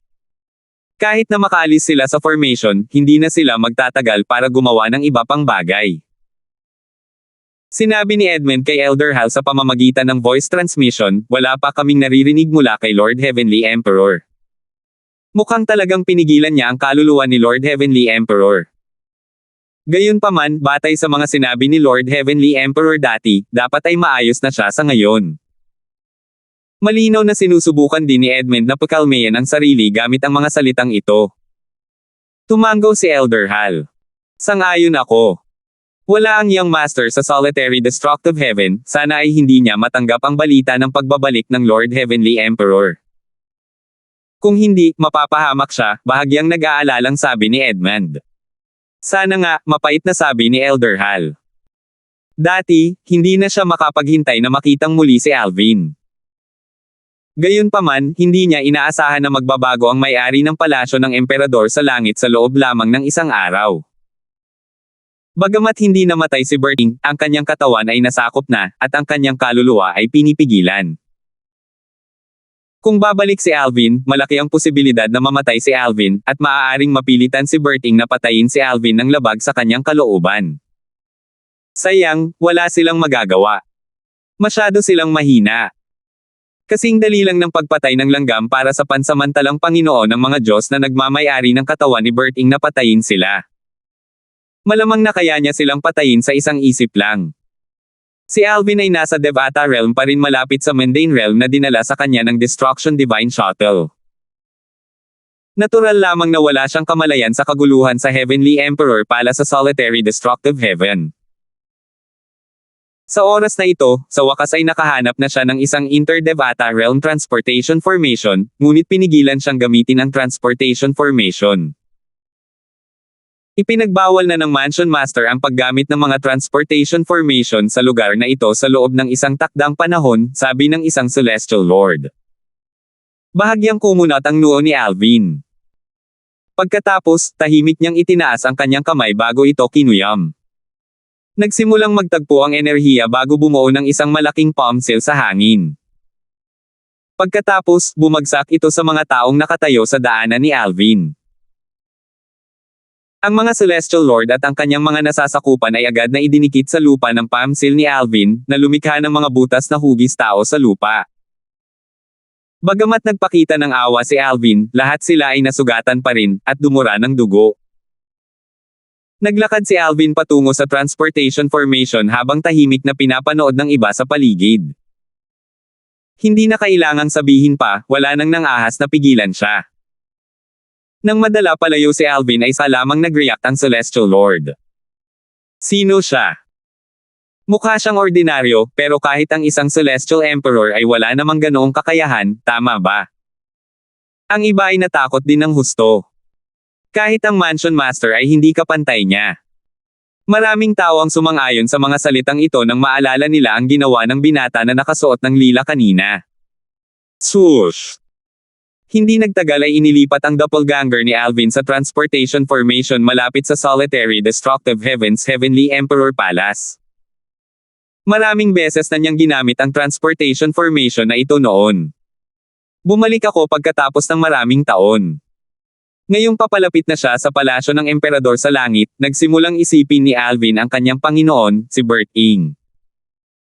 Noong una silang nagkita, nakilala na niya ang doppelganger ng kanyang Panginoon. Sa oras na iyon, ang tunay na katawan ni Berting ay nasa impyerno ng Ozure pa rin. Iniisip ko kung bumalik na ba ang Panginoon, malakas na tanong ni Alvin habang inilalabas niya ang Soul Pearl ni Elder Hal mula sa kanyang spatial ring. Ibinigay niya sa kanyang doppelganger ang spatial ring bago ito ipadala sakay ng Destruction Divine Shuttle. Ginawa na niya ang lahat ng kinakailangang paghahanda at inilagay ang Soul Pearls ng kanyang mga kapamilya at kaibigan sa spatial ring. Noong una, gusto niyang gumawa ng mga kopya ng Soul Pearls, ngunit alam niyang hindi magtatagal ang mga marka ng kaluluwa sa mga kopya kaya't itinapon niya ang ideya. Kumunat ang noo ni Alvin. Hindi lang siya nagpadala ng mensahe kay Elder Hal, kundi nagpadala rin siya ng mensahe kay Edmund. Nagulat siya na hindi siya nakatanggap ng tugon. Buo ang mga Soul Pearl, indikasyon na buhay ang mga ito, kaya bakit hindi sila sumagot? Maya-maya, naisip niya na baka nasa closed-door cultivation ang mga ito. Kalimutan mo na yan. Dahil nandito na ako, babalik ako para tingnan. Taglay ang kaisipang ito, nag-teleport si Alvin papunta sa palasyo ng emperador sa langit. Nang dumating si Alvin malapit sa palasyo ng emperador ng langit, laking gulat niya nang makita ang kalagayan ng emperador ng langit. Sinira ba ng Title Temple ang Heavenly Emperor Palace? Agad na dumilim ang ekspresyon ni Alvin. Matapos umalis nina Alvin at Berting sa solitary destructive heaven, nilisan din nina Edmund, Elder Hal, at ng iba pa ang Heavenly Emperor Palace, at iniwan itong walang laman.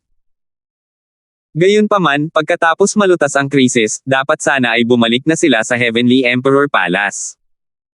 Gayunpaman, ang Heavenly Emperor Palace ay nawasak na ngayon. Pinagmasdan ni Alvin ang kanyang paligid ng may madilim na ekspresyon sa kanyang mukha. Hindi nagtagal ay nakakita siya ng ilang mga figure ay malapit sa pasukan ng palasyo ng Emperador ng Langit. Guru. Elder Hal. Edmund. Agad na nagliwanag ang mga mata ni Alvin. Nang walang ibang iniisip, nag-teleport siya palapit. Gayunpaman, agad niyang natuklasan ang isang formation na bumabalot sa lugar. Napansin niyang hindi ito isang open sibong formation. Napahinto siya sa paglalakad at nagsimulang magtaka. Dahil nandito sina Edmund at Elder Hal, bakit hindi sila tumugon sa kanyang mga mensahe? Dahil ba ito sa pormasyong ito? Sa sandaling lumitaw ang kaisipang ito sa isipan ni Alvin, isang medyo nagulat na boses ang umalingaw-ngaw mula sa malayo. Alvin, hindi ko inaasahan na darating ka ng ganito kaga. 3,878. Nakakapagtaka naman. Matagal nang nasa kaharian ng mga Diyos si Alvin. Madalas niyang namimiss ang kanyang pamilya at mga kaibigan sa kaharian ng Devata at sa mundong kaharian habang wala siya.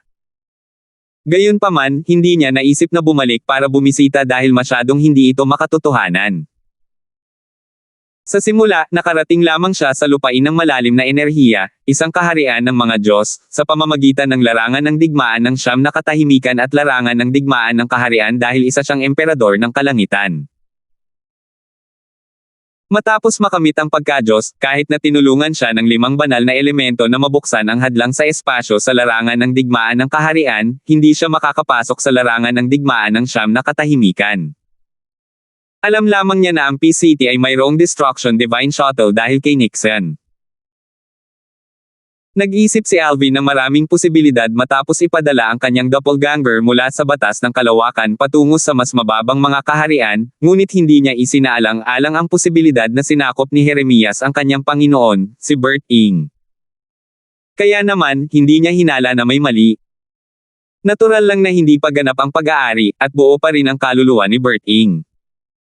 Mas malakas lang ang kaluluwa ni Jeremias kaya kontrolado ni Jeremias ang katawan ni Bert Ing. Sa kasalukuyan, 1 buwan na ang nakalipas mula ng angkinan ni Jeremias ang katawan ni Bert Ing. Pagkalabas pa lang ni Alvin, nalaman na niya na may mali nang tawagin siya ni Bert Ing na Alvin. Lubos na nagbago ang pananalita ng kanyang amo. Napalutang-lutang siya sa kalangitan at bahagyang kumunat ang noo habang tinatawag siya, Master. Ngayong mas napagmasdan ni Alvin, nakita niyang lubos na nagbago ang ugali at aura ng kanyang Panginoon. Medyo sigurado siyang ang taong nasa harap niya ay hindi ang kanyang Panginoon kahit nakamukha niya ang taong iyon. Anong nangyayari? Hindi sumagi sa isip ni Alvin sa oras na ito na sinapian ang katawan ni Bert Ing. Kasabay nito, sina Edmund, Elder Hal, at ang iba pa ay nagmamadaling lumipad papunta kay Alvin at tumayo sa harap niya. Nakatayo sila ng nakatalikod, pinuprotektahan siya, habang nakatitig kay Bert Ing. Bata, hindi siya ang Panginoong Emperador sa langit. Alam nilang lahat na matapos nilang tulungan si Alvin na makatakas, hindi na sila mabubuhay. Masyadong malakas si Jeremias, kung tutuusin. Isa siyang Panginoon ng mga Diyos. Sa mga kaharian ng Devata, maging ang mga Diyos ay mas malakas kaysa sa halos lahat, lalo na ang isang Panginoon ng mga Diyos. Nagpatuloy si Edmund sa pagpapaliwanag, Young Master, ang katawan ng Panginoong Emperador sa langit ay sinapian 1 buwan na ang nakalipas. Ang kanyang kaluluwa ay pinipigilan na ngayon ng ibang kaluluwa. Agad na nawala ang saya ng muling pagsasama sa puso ni Alvin nang marinig niya ang paliwanag ni Edmund. Agad na naging matalim ang kanyang tingin nang ibalik niya ang tingin kay Berting. Matinding sabi ni Edmund, hindi kita papayagang takutin ang Panginoong Emperador sa langit gamit ang batang Panginoon kahit na mga hulugan ito ng kamatayan. Kahit alam ni Edmund na kaya siyang patayin ng kabilang panig sa isang isip lang, hindi siya natakot. Tumayo siya sa harap ni Alvin, determinadong protektahan si Alvin kahit ano pa ang mangyari. Malamig ding nakatitig si Elder Hal at ang iba pa kay Berting. Kasabay nito, tinitigan ni Jeremias ang iba habang kumislap ang kanyang hanggaring pumatay. Nangakmang gagawa na sana siya ng paraan para patayin sila. Jeremias. Nang maalala ni Alvin ang paraan ng pagsasalita ni Berting kanina at naisip ang tungkol sa pag-aari ng tao, mabilis niyang nahulaan ang pagkakakilanlan ng salarin.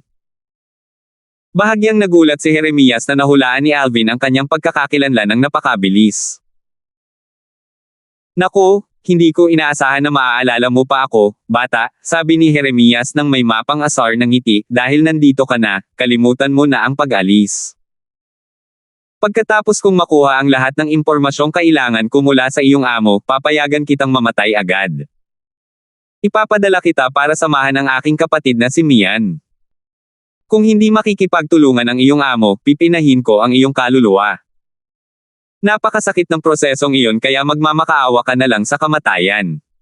Huwag mo nang isipin ang pagpapakamatay. Gamit ang teknik mula sa Phantom Clan, maaari kong piliting ikulong ang iyong kaluluwa sa iyong katawan. Mabilis na pagkamatay.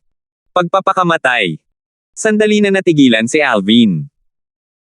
Pagkatapos, humajejek siya at pangungot siya na sinabi, Jeremias, hindi ka sapat na malakas para pilitin akong magpakamatay o patayin ako. Hindi ko akalain na kaya mong supulan ang kaluluwa ng aking Panginoon. Tila malaki ang iyong nagagawang pag-unlad sa iyong cultivation. Isa ka na sigurong advanced na hari ng mga Diyos ngayon. Noon, alam ni Alvin na si Berting ay isang simpleng hari ng mga Diyos habang si Jeremias ay isang intermediate na hari ng mga Diyos. Ang kanyang Panginoon ay pumunta sa impyerno ng Azure upang maglinang at nagplanong umalis kapag siya ay naging isang intermediate na hari ng mga Diyos upang walang magawa si Jeremias sa kanya. Gayunpaman, hindi inaasahan ng kanyang Panginoon na pagkatapos niya maging isang intermediate na hari ng mga Diyos, si Jeremias ay magkakaroon din ng tagumpay at magiging isang advanced na hari ng mga Diyos. Inisip ni Alvin na si Jeremias ay malamang na nagkaroon ng hindi inaasahang engkwentro para makausad ng ganito kabilis. Bagamat minana ng kanyang Panginoon ang pamana ng isang kataas-taasang makapangyarihang nilalang, kailangan pa rin niyang mag-cultivate ng paunti-unti. Sa ilalim ng normal na mga pangyayari, ang bilis ni Jeremias ay tiyak na mas mababa kaysa sa kanyang Panginoon. Mataas na hari ng mga Diyos. Tumawa ng malakas si Jeremias nang marinig ang mga salita ni Alvin. Pagkatapos, nagtanong siya, Alvin, ang iyong Panginoon ay isa ng mataas na hari ng mga Diyos. Sa tingin mo ba ay kaya ko siyang angkinan at supulan ang kanyang kaluluwa kung ako ay isang mataas na hari ng mga Diyos? Hindi mo lang minamaliit ang iyong Panginoon, kundi minamaliit mo rin ako. Natural na naunawaan ni Jeremias ang nasa isip ni Alvin, at hindi niya napigil ang matawa ng may pang-uyam. Isa ng mahusay na hari ng mga Diyos si Master. Nanlaki ang mga mata ni Alvin nang hindi mahahalata. Sa sandaling ito, si Edmund, na nakatayo sa harap ni Alvin, ay nagsabi sa malalim na boses, Young Master, ang taong ito ay isang Panginoon ng mga Diyos. Para maging tumpak, siya ay isang intermediate na Panginoon ng mga Diyos. Isang intermediate Lords of Gods. Sa totoo lang, natakot si Alvin sa mga sinabi ni Edmund. Sa katunayan, kung ang kanyang Panginoon ay isang advanced King of Gods na ngayon, hindi sana napigilan ni Jeremias ang kanyang Panginoon kung si Jeremias ay isa lamang simpleng Lord of Gods. Iisa lang ang maaaring katawan na tugma sa kaluluwa ni Jeremias. Kung masisira ang katawang iyon, hindi na siya makakahanap ng tugmang katawan. Matapos masira ang katawan ni Tang Sanpao, nangangahulugan ito na ang malaking bahagi ng kanyang kapangyarihan ay mapipigilan kapag nagmamay-ari na siya ng ibang mga katawan dahil sa hindi pagkakatugma. Sa kabilang banda, minana ni Berting ang pamana ng isang kataas-taasang makapangyarihang nilalang. Kahit na isa lamang siyang advanced na hari ng mga Diyos, ang kanyang lakas ay malamang nakapantay ng isang simpleng Panginoon ng mga Diyos. Sa madaling salita, nangangahulugan ito na hindi sana kayang sakupin ni Jeremias si Berting kung isa lamang siyang simpleng Panginoon ng mga Diyos. Samantala, pagkatapos magsalita ni Edmund, buong pagmamalaking itinaas ni Jeremias ang kanyang baba at pangungutya na sinabi, "Brat, kahit ano pa man, hindi dapat mahalaga sa iyo ang aking cultivation base. Tutal, hari man ako ng mga Diyos o Panginoon ng mga Diyos, pareho lang ang magiging resulta. Hindi ka makakapantay sa akin. Matagal ka nang nagtatago. Sa palagay ko ay hindi mo pa nga nararating ang pagiging Diyos, hindi ba? Tutal, hindi madaling makamit ang pagiging Diyos." Natawa si Alvin sa mga sinabi ni Jeremias, ngunit hindi siya nagsalita. Inilabas lamang niya ang makapangyarihang enerhiya sa kanyang katawan. Swoosh! Matapos mawala ang enerhiya, mahinahong lumipad si Alvin sa kalangitan. Dahil sa kanyang natatanging ugali, para siyang isang immortal na bumaba sa mundo ng mga mortal. Ito. Nagtinginan sa isa't isa sa gulat sina Edmund, Elder Hal, at ang iba pa na naitaboy ng enerhiya ni Alvin. Ang kanyang enerhiya ay mas malakas kaysa sa enerhiya ng Panginoong Emperador sa langit. Dati, naramdaman nilang lahat ang enerhiya ni Berting noong kakabalik lang niya mula sa impyerno ng Ozarea. Nakikita nilang mas mahina ang enerhiya ni Berting kaysa sa enerhiya ni Alvin. Maaari ba itong isang ideya ang agad na pumasok sa kanilang isipan, mas malakas na ba ngayon ang Young Master kaysa kay Lord Heavenly Emperor? Kasabay nito, si Jeremias ay nagpakita rin ng gulat, takot, at kawalan ng paniniwala sa kanyang mukha. Nauutil niyang sabi, "Ay ikaw. Paano? Paano ka naging Panginoon ng mga Diyos sa loob ng wala pang 100 taon? Bilang Panginoon ng mga Diyos, natural na pamilyar si Jeremias sa enerhiya ng isang Panginoon ng mga Diyos, hindi tulad ng iba. Walang duda na ang enerhiya ng binata na nakasuot ng lila ay pagmamay-ari ng isang simpleng Panginoon ng mga Diyos. Hindi siya matatakot ng ganito kung si Alvin ay isang kaluluwa lamang. Gayunpaman, dahil sa pisikal na katawan, si Alvin ang may kalamangan. Tutal, ang kanyang kaluluwa ay hindi tugma sa katawan ni Berting, na lubos na pumipigil kanyang lakas. Dahil dito, ang isang simpleng Panginoon ng mga Diyos na tao ay hindi mas mahina kaysa sa kanya, isang intermediate na Panginoon ng mga Diyos. Kung nasa Land of Dead sila, kung saan ang kapaligiran ay nagbibigay ng kalamangan sa mga kaluluwa, mas magiging kumpiyansa sana si Jeremias. Sayang, nasa solitary destructive heaven na sila ngayon. Paulit-ulit na umiling si Jeremias at sinabing, "Imposible. Imposible ito." Gumagamit ka siguro ng kung anong bagay para gayahin ang enerhiya ng isang Panginoon ng mga Diyos. Sa sandaling ito, ang tingin ni Jeremias ay lubhang madilim. Tumingin siya kay Alvin na may ekspresyon na tila nagsasabing, "Nakita ko na ang mga panlilinlang mo kaya tumigil ka na sa pag-arte." 3,879. Ginagaya ang enerhiya ng isang Panginoon ng mga Diyos. Natigilan si Alvin sa imahinasyon ni Jeremias. Pagkatapos, tahimik na itinaas ni Alvin ang kanyang kamay. Ang banal na enerhiya ng isang simpleng Panginoon ng mga Diyos, na puspos ng batas ng kalawakan, ay agad na tumama at pinalipad si Jeremias. Hindi ito isang pagpatay. Ito ay para lamang ipakita kay Alvin na siya ay isang tunay na simpleng Panginoon ng mga Diyos. Wala siyang balak patayin si Jeremias ngayon. Tutal, si Jeremias ang sumasakop sa katawan ni Berting. Bukod dito, hindi niya maaaring itulak ng labis si Jeremias.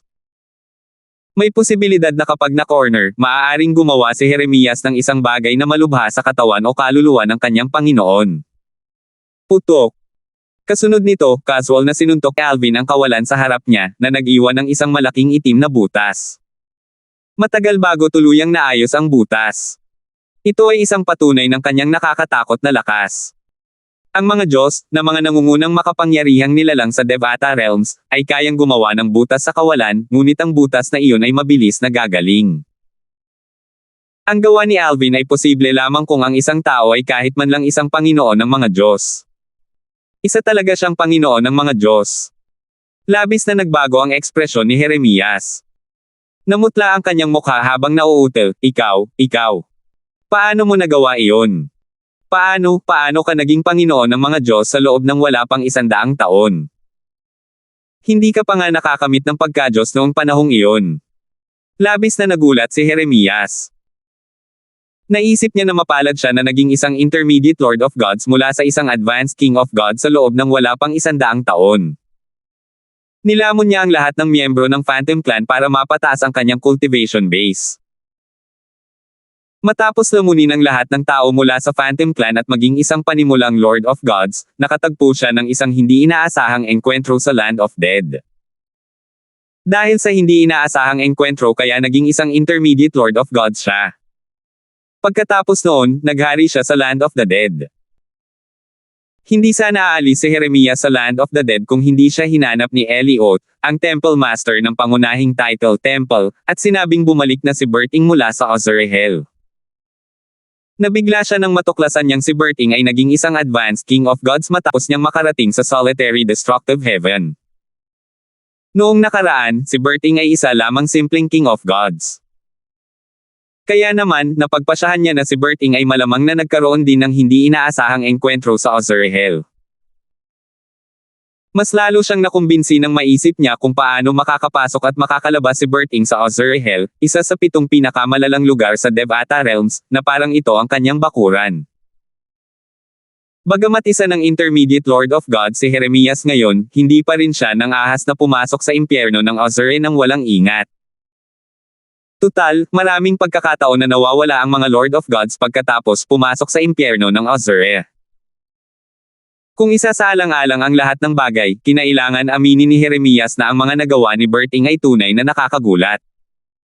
Gayunpaman, hindi niya inaasahan na ang disipulo ni Berting ay magiging mas nakakagulat pa.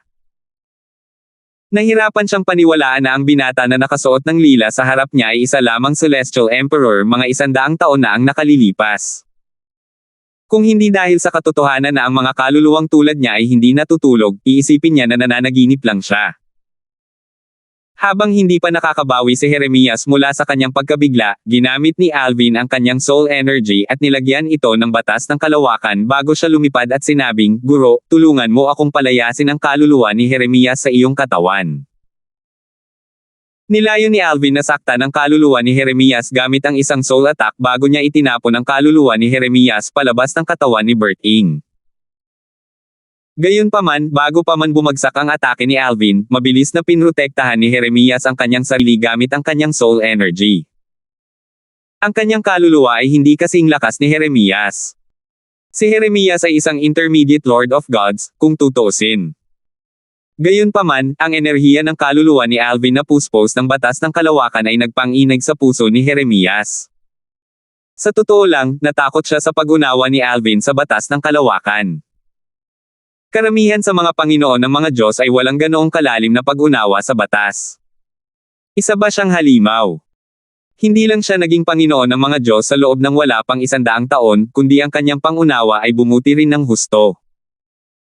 Sa kasalukuyan, ang lahat ng triple fused profundities ay naunawaan pa lamang ni Jeremias at nagsisimula pa lamang niyang maunawaan ang quadruple fused profundities.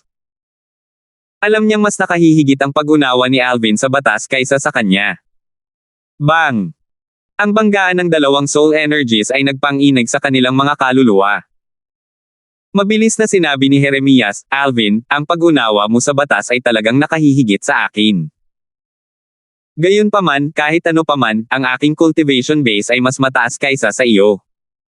Bilang miyembro ng Phantom Clan, mahusay ako sa lahat ng soul techniques. Kahit na malakas ang iyong atake, hindi ito sapat para saktan ako. Pinapayuhan kita na tumigil sa pag-arte ng padalos-dalos. Kung hindi, kahit mamatay ako, isasama ko si Berting. Huwag kang maglakas loob." Bahagyang nagbago ang ekspresyon ni Alvin. Ang naunang banggaan din ang nagpaisip sa kanya na ang soul energy ni Jeremias ay hindi mas hina kaysa sa kanya. Ngumisi si Jeremias. "Huwag mo akong subukan. Kahit ang asong nakakulong ay mangangagat. Sa tingin mo ba ay mas masahol pa ako sa mga hayop?" "Oo nga. Sa paningin ko, mas masahol ka pa sa mga hayop," malamig na sabi ni Alvin. "Jeremias, umalis ka sa katawan ng aking Panginoon, at hindi kita papatayin hanggang sa susunod nating pagkikita. Sa tingin mo ba natatakot ako sa iyo? Pupunta ako sa Phantom Clan at papatayin ang lahat. Sa oras na iyon, malalaman mo kung paano matakot, pagbabante ni Alvin. Nang marinig ang mga salitang ito, tumawa si Jeremias. Pag-aaksaya lang iyon ng oras. Napatay ko na lahat ng tao sa Phantom Clan. Hindi naman lahat, buhay pa naman ako. Natigilan sina Alvin, Edmund, Elder Hal, at ang iba pa sa pag-amin ni Jeremias. Walang sino man ang umasa na papatayin niya ang kanyang mga kamag-anak. Patuloy na sinabi ni Jeremias, kung hindi, bakit sa tingin mo ay nakalusot ako at naging Panginoon ng mga Diyos ng napakabilis? Naaalala ko pa rin ang lasa ng kanilang mga kaluluwa. Tunay ngang masarap ang mga ito. Sayang at hindi ko na sila matitikman muli. Dinilaan ni Jeremias ang kanyang mga labi pagkatapos niyang magsalita. Madilim ang ekspresyon ni Alvin habang sinasabi niya, pinatay mo pa ang mga tauhan ng iyong angkan. Hindi lang sila mga miyembro ng aking angkan. Masustansyang pagkain din sila. Walang pagsisising sabi ni Jeremias. Isang maliwanag na ngiti ang makikita sa kanyang mukha nang magsalita ito. Sa sandaling ito, biglang natigilan si Jeremias. Pagkatapos, humupa ang kanyang ekspresyon, at lumambot ang kanyang mga titig. Malit na Alvin. Malinaw na nabawi na ni Berting ang kontrol sa kanyang katawan sa sandaling ito. Pamilyar na pamilyar si Alvin sa ugali ng taong nasa harap niya. Kumislap ang kanyang mga mata sa pananabik habang sumisigaw, guro. Bukod sa kanyang pamilya at mga kaibigan, si Berting ang pinakamahalagang tao kay Alvin. Tutal, ginabayan at tinulungan siya ni Berting ng malaki. Para sa kanya, si Berting ay hindi lamang kanyang Panginoon, kundi pati na rin ang kanyang ama. Ngumiti si Berting at sinabing, kamangha-mangha. Sa loob ng wala pang 100 taon, ikaw ay naging Panginoon ng mga Diyos. Huwag kang mag-alala, magiging maayos ako. Hindi ako madaling sasaktan ni Jeremias. Kung papatayin niya ako, ginagarantiyahan kong mabubuhay lamang siya ng 1,000 taon pa. Hayaan mo akong harapin siya. Pagkatapos, tumingin si Berting kina Edmund, Elder Hal, at sa iba pa bago niya sinabi, dapat ninyong lahat akong hintayin sa solitary destructive heaven. Babalik ako agad. Opo, Panginoong Emperador sa langit. Sabay-sabay na sagot ni Elder Hal at ng iba pa. Nagtiwala sila kay Berting nang walang kondisyon. Sa kabaligtaran, bahagyang napakunot ang noo ni Alvin. Pakiramdam niya ay tunay siyang walang magawa. Kung narito ang kanyang tunay na katawan, maaari niyang patuloy na labanan si Jeremias. Hindi na kailangang sabihin, ang soul energy ng kanyang doppelganger ay hindi sapat.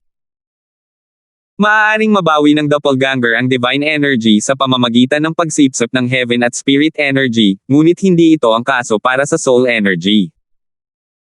Tanging ang kanyang kaluluwa lamang ang makabawi ng soul energy, at ang kanyang kaluluwa ay natural na nasa kanyang tunay na katawan. Tumingin si Berting kay Alvin at ngumiti, Little Alvin, pagbalik ko, kailangan mong sabihin sa akin kung paano ka naging Panginoon ng mga Diyos sa napakaikling panahon. Siya nga pala, dapat mong ibalik ang iyong pamilya at mga kaibigan mula sa makamundong kaharian. Maganda ang kapaligiran ng paglilinang dito. Hanggat ang mga daanan patungo sa kaharian ng mga Diyos ay nananatiling malapit, walang sino man ang maaaring magbanta sa iyo sa kaharian ng mga Devata. Kung tungkol sa mga Diyos na nasa 7 pinakamalalang lugar, wala silang gaanong interes sa kaharian ng mga Devata. Bukod dito, ang kapaligiran ng paglilinang doon ay mas mainam para sa kanila. Dahil sa lahat ng mga kadahilanang ito, hindi sila pupunta sa kaharian ng mga Devata nang walang mabubuting dahilan. Pagkatapos magsalita ni Berting, sandaling nanigas ang kanyang mga mata. Pagkatapos, naging matalim ang kanyang mga mata, at naging malungkot ang kanyang ekspresyon. Ang haba ng usapan. Ganun na ba kahaba ang usapan ng lahat ng tao? Pagkatapos sabihin iyon, tumingin si Jeremias kay Alvin sandali bago ito umalis. Walang magawang pinanood ni Alvin ang pag-alis ni Jeremias. Naisip niya sa sarili, labis na nadidismaya, kung sumama ako dala ang tunay kong katawan, hindi siya makakaalis. 3,900.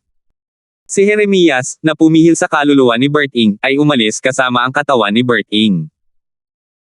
Pagkaalis ni Jeremias, matagal na nakatayo si Alvin sa labas ng palasyo ng Emperador ng Langit nang hindi nagsasalita. Hindi naglakas loob sina Edmund, Elder Hal, at ang iba pa na basagin ang katahimikan at tiningnan lamang ang binata na nakasuot ng lila sa harap nila nang may pananibik na sumisilip sa kanilang mga mata. Siya ay naging isang Panginoon ng mga Diyos.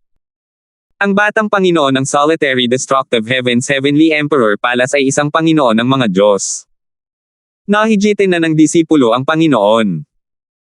Si Berting ay isang advanced na hari ng mga Diyos at medyo malayo pa rin para maging isang Panginoon ng mga Diyos. Pagkatapos ng mahabang panahon, huminga ng malalim si Alvin at humarap upang sabihin, Elder Hal, Senior Edmund, ipagkakatiwala ko sa inyo ang muling pagtatayo ng palasyo ng Emperador ng Langit. Agad na sumang-ayon sina Elder Hal, Edmund, at ang iba pa sa mungkahi ni Alvin. Bilang nag-iisang disipulo ni Berting, si Alvin ay may mataas na katayuan sa simula pa lamang, ngunit ngayong siya ay naging isang Panginoon ng mga Diyos, ang kanilang paggalang sa kanya ay lalong tumaas. Pagkatapos magsalita ni Alvin, agad siyang umalis upang pumunta sa makamundong kaharian. Nang dumating si Alvin sa makamundong kaharian, hindi siya nagpakita sa kanyang pamilya at mga kaibigan. Sa halip, pinanood lamang niya sila mula sa malayo at sinuri sila gamit ang kanyang banal na kamalayan. Naisip na niya ito bago siya nagdesisyong huwag makipag-ugnayan muli sa kanila. Hindi rin niya balak gawin ang iminungkahi ni Berting. Kailangan na lang nilang maghintay ng isa pang 300 taon. Pagkatapos ng 300 taon, mas magiging malakas pa siya. Sa panahong iyon, makakapagtayo na siya ng ligtas na lugar para sa kanyang pamilya at mga kaibigan upang makapagsaka sila ng walang pag-aalala. Kung dadalhin niya sila sa Solitary Destructive Heaven ngayon, hindi niya magagarantiya ang kanilang kaligtasan. Tutal, maaaring kailanganin niyang kunin ang kanyang doppelganger mula sa batas ng kalawakan kung kinakailangan ito sa kaharian ng mga Diyos. Hindi niya sila mapoprotektahan sa oras na iyon. Isang doppelganger lang ang mabubuo mula sa iisang batas. Ito ang ganap na batas ng langit at lupa. Dati, naisip ni Alvin na ipadala ang isa sa mga doppelganger mula sa iba pang mga batas na kanyang nauunawaan bago siya tuluyang nagdesisyon na ipadala ang kanyang doppelganger mula sa batas ng kalawakan para sa kaligtasan. Sa katunayan, tama ang kanyang desisyon. Kung nagpadala man siya ng alinman sa kanyang iba pang mga doppelganger, madali sana nawasak ni Jeremias ang kanyang doppelganger. Ang kanyang iba pang mga doppelganger ay hindi kasing lakas ng kanyang mga doppelganger mula sa batas ng kalawakan. Nagtago at binantayan ni Alvin ang kanyang pamilya at mga kaibigan ng maraming araw. Nakita niya ang kanyang ama, si Raymond, at ang kanyang ina, si Rosa. Ginugugol ng mag-asawa ang kanilang oras sa pagsasaka, pag-inom ng tsaa, at pagkukwentuhan. Paminsan-minsan, dinadalaw sila ng kanyang asawa, si Megan, at ang kanyang mga anak. Bumuti rin ang mga cultivation base ng kanyang pamilya at mga kaibigan. Bagamat medyo masama ang kapaligiran ng cultivation sa mundong kaharian, nag-iwan siya sa kanila ng maraming celestial stones at celestial crystals upang itayo ang spirit gathering formation, nakakatulong sa kanilang cultivation, bago siya umalis. Bukod doon, nag-iwan din siya ng maraming formasayon upang ihiwalay ang lugar na ito at ang mayamang enerhiya ng espirito ng langit at lupa sa lugar upang maiwasan ang iba namang istorbo sa kanila. Bagamat imposibleng tuluyang pigilan ang iba, maging tao man o hayop, na lumapit sa lugar, alam niyang ang kanyang pamilya at mga kaibigan ay higit pa sa sapat na lakas upang harapin ang sinumang nanghihimasok dito. Maraming mga hari at Panginoong Celestial sa kanila, at naroon si Tanya, na isang emperador na Celestial. Sa lahat, ang buhay ni Tanya ang tila pinakamakabwisit. Kapag hindi siya naglilinang, ginugugol niya ang halos lahat ng kanyang oras sa pangangarap. Bibisitahin siya ni Megan paminsan-minsan para makipag-usap. Gayunpaman, palagi siyang mukhang natatarante na parang humiwalay ang kanyang kaluluwa sa kanyang katawan. Nang makita ni Alvin ang hitsura ni Tanya, hindi niya maiwasang makaramdam ng pagkakasala. Naisip niya, 300 taon, maghintay ka na lang ng isa pang 300 taon, at darating ako para sa inyong lahat. Kahit pumunta siya sa kanila ngayon, malapit na siyang mahiwalay muli sa kanila. Ang kanyang doppelganger mula sa batas ng kalawakan ay hindi maaaring manatili rito magpakailanman. Masyadong hindi patas at masakit para sa kanyang pamilya na makaranas ng isa pang paghihiwalay. Sa ngayon, babantayan ko sila mula sa malayo. Babalik ako sa solitary destructive heaven paminsan-minsan para siguraduhing maayos ang lahat. Pagkatapos, isang ideya ang lumitaw sa kanyang isipan, dahilan para kumislap ng malamig ang kanyang mga mata. Bulong niya sa sarili, kailangan ko ring bisitahin ang kaharian kung saan matatagpuan ang pangunahing templo ng titulo. Dati, nang sandaling mabawi ni Berting ang kontrol sa kanyang katawan, sinabi niya kay Alvin na ang hitsura ni Jeremias ay malamang na may kinalaman kay Elliot. Pinag-isipan niya na kapag nalaman ni Elliot na sinapian siya ni Jeremias, malamang nababalik si Elliot sa pangunahing templo ng titulo. Naalala ni Alvin ang mga sinabi ng kanyang Panginoon. Little Alvin, pumunta ka sa pangunahing templo ng titulo. Tiyak na babalik si Elliot kapag nalaman niyang sinapian ako ni Jeremias. Natural lang, kung sasabihin sa kanya ni Jeremias ang tungkol sa iyo, tiyak na hindi na siya babalik. Gayunpaman, tiwala akong hindi sasabihin sa kanya ni Jeremias ang tungkol sa iyo. Una, malamang na nahihiya si Jeremias na hindi siya ang katapat mo. Pangalawa, wala siyang pakialam kay Elliot para bigyan ng babala si Elliot. Sa katunayan, maaari pa nga niyang linlangan si Elliot na bumalik sa pangunahing templo ng titulo. Kung maaari, dapat mong patayin si Elliot. Pagkatapos, maaari kang pumili ng bagong Temple Master. Ang templo ng titulo ay may mahabang kasaysayan sa Devata Realms. Kung makokontrol mo ang templo ng titulo, kahit man lang sa darating na 300 taon bago muling magbukas ang mga spatial passage, mas mapapadali nito ang mga bagay para sa iyo sa Devata Realms. Bukod doon, binalaan din ni Berting ang lahat na ilihim ang usapin tungkol kay Alvin bilang isang Panginoon ng mga Diyos. Kung sakaling mabunyag ang usapin, tiyak na magiging maingat ang kanilang mga kaaway. Dahil dito, kakaunti lamang ang nakakaalam na si Alvin ay isang Panginoon ng mga Diyos. Templo ng titulo, Elliot, bulong ni Alvin. Naaalala pa niya noong sinubukan ni Elliot na agawin ang 5 banal na elemento mula sa kanya. Kung hindi dahil sa plano ng Clear Heavens Divine Wood, malamang ay namatay na siya. Nang maalala ni Alvin ang nakaraan, muling nag-alab ang kanyang mga mata sa galit. Matapos umalis si Jeremias sa solitary destructive heaven, lalo siyang nalungkot.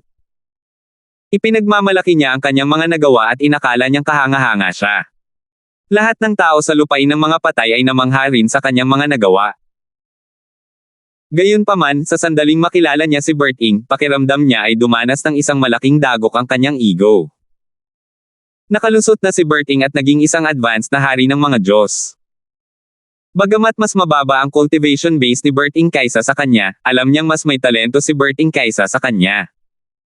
Mabilis lamang siyang umunlad dahil nilamon niya ang kanyang mga kamag-anak. Kasunod nito, mas lalong dumanas ng matinding dagok ang kanyang ego nang makilala niya si Alvin, ang taong pinakakinamumuhian niya. Mas nakakagulat pa ang pag-unlad ni Alvin kaysa kay Berting. Noong nakaraan, si Alvin ay isa lamang Celestial Emperor. Wala pang 100 taon ang lumipas, ngunit si Alvin ay isa ng Panginoon ng mga Diyos. Bagamat isa lamang siyang panimulang Panginoon ng mga Diyos, ang kanyang lakas ay kasing lakas ng isang intermediate na Panginoon ng mga Diyos. Dahil si Jeremias ay nasa isang hindi magkatugmang katawan, alam niyang malamang na mamamatay siya kung lalaban siya kay Alvin. Mabuti na lang at nasa kanya ang katawan ni Berting. Nako! Bakit ba ang swerte ng parehong master at disciple? Nabigla na ako kay Berting. Sino ang mag-aakala na mas magiging kagulat-gulat pa si Alvin? Kinamumuhian ko ang mga mahuhusay na taong tulad nila. Hindi na ako makapaghintay na patayin si Berting pagkatapos kong makuha ang impormasyong gusto ko. Kapag lumakas na ako, papatayin ko si Alvin sa lalong madaling panahon. Kung hindi, mamamatay ako kung patuloy siyang lalakas. Habang pinaplano ni Jeremias ang susunod niyang hakbang, bigla niyang naalala na iniwan niya ang Land of the Dead dahil kay Elliot. Dati, sinabihan siya ni Elliot na ibahagi ang magandang balita pagkatapos niyang magtagumpay. Matapos itong pag-isipan sandali, nagpadala siya ng mensahe kay Elliot, sinasabihan si Elliot na makipagkita sa kanya sa solitary destructive heaven. Hindi nagtagal ay dumating si Elliot matapos magpadala ng mensahe si Jeremias. Nang makita niya si Jeremias, lubhang nagbago ang ekspresyon ng kanyang mukha. Ang una niyang naisip ay tumakbo na parang nakakita ng isang nakakatakot na bagay. Mabilis na pinahinto ni Jeremias si Eliot at ipinaliwanag ang lahat sa kanya. Panginoong Jeremias, nagawa mo bang sakupin si Berting? Tila nakakita ng multo si Eliot sa sandaling ito. Bagamat alam niyang malakas si Jeremias, hindi niya inaasahan na ganoon kalakas si Jeremias para kaya niyang angkinan ang katawan ni Berting. Walang pakialam na sabi ni Jeremias, wala lang yan. Isa lamang siyang advanced na hari ng mga Diyos habang ako ay isang intermediate na Panginoon ng mga Diyos. Sige, ngayong nakausap ko na siya, isa na lang ang dapat mong alalahanin. Gayunpaman, may kailangan akong sabihin sa iyo. Nanigas si Eliot. Ano iyon? Sabi ni Jeremias, kahit nagagawa kong angkinan si Berting, wala akong ganap na kontrol sa kanyang katawan. Hindi nagulat si Eliot. Bagamat may agwat sa kanilang lakas, hindi magiging ganoon kadali para kay Jeremias na supalin ang kaluluwa ni Berting. Dahil dyan, para mapadali ang lahat, nakipagkasundo ako sa kanya. Pumayag siyang hindi magmadali o sasaktan ang kaluluwa ko. Kapalit nito, hindi na makikialam ang title temple sa solitary destructive heaven. Ito ay pamamahalaan ng kanyang mga tauhan. Kung malaman kong sinusubukan ng title temple na makialam sa mga gawain ng solitary destructive heaven, hindi kita bibitawan, malamig na sabi ni Jeremias. Pagkatapos magsalita ni Jeremias, hindi na niya hinintay ang sagot ni Eliot at agad na umalis. Kumislap ang mga mata ni Eliot habang pinapanood ang pag-alis ni Jeremias. Kasabay nito, bumulong siya sa sarili, para maangkin si Berting, napakalakas ni Jeremias. Walang kwenta ang solitary destructive heaven kaya susundin ko ang sinabi niya at hahayaan ko na lang ito. Ngayon, makakabalik na ako sa pangunahing title temple nang walang anumang alalahanin. Salamat po at sinamahan ninyo ako, ingat lagi mga master.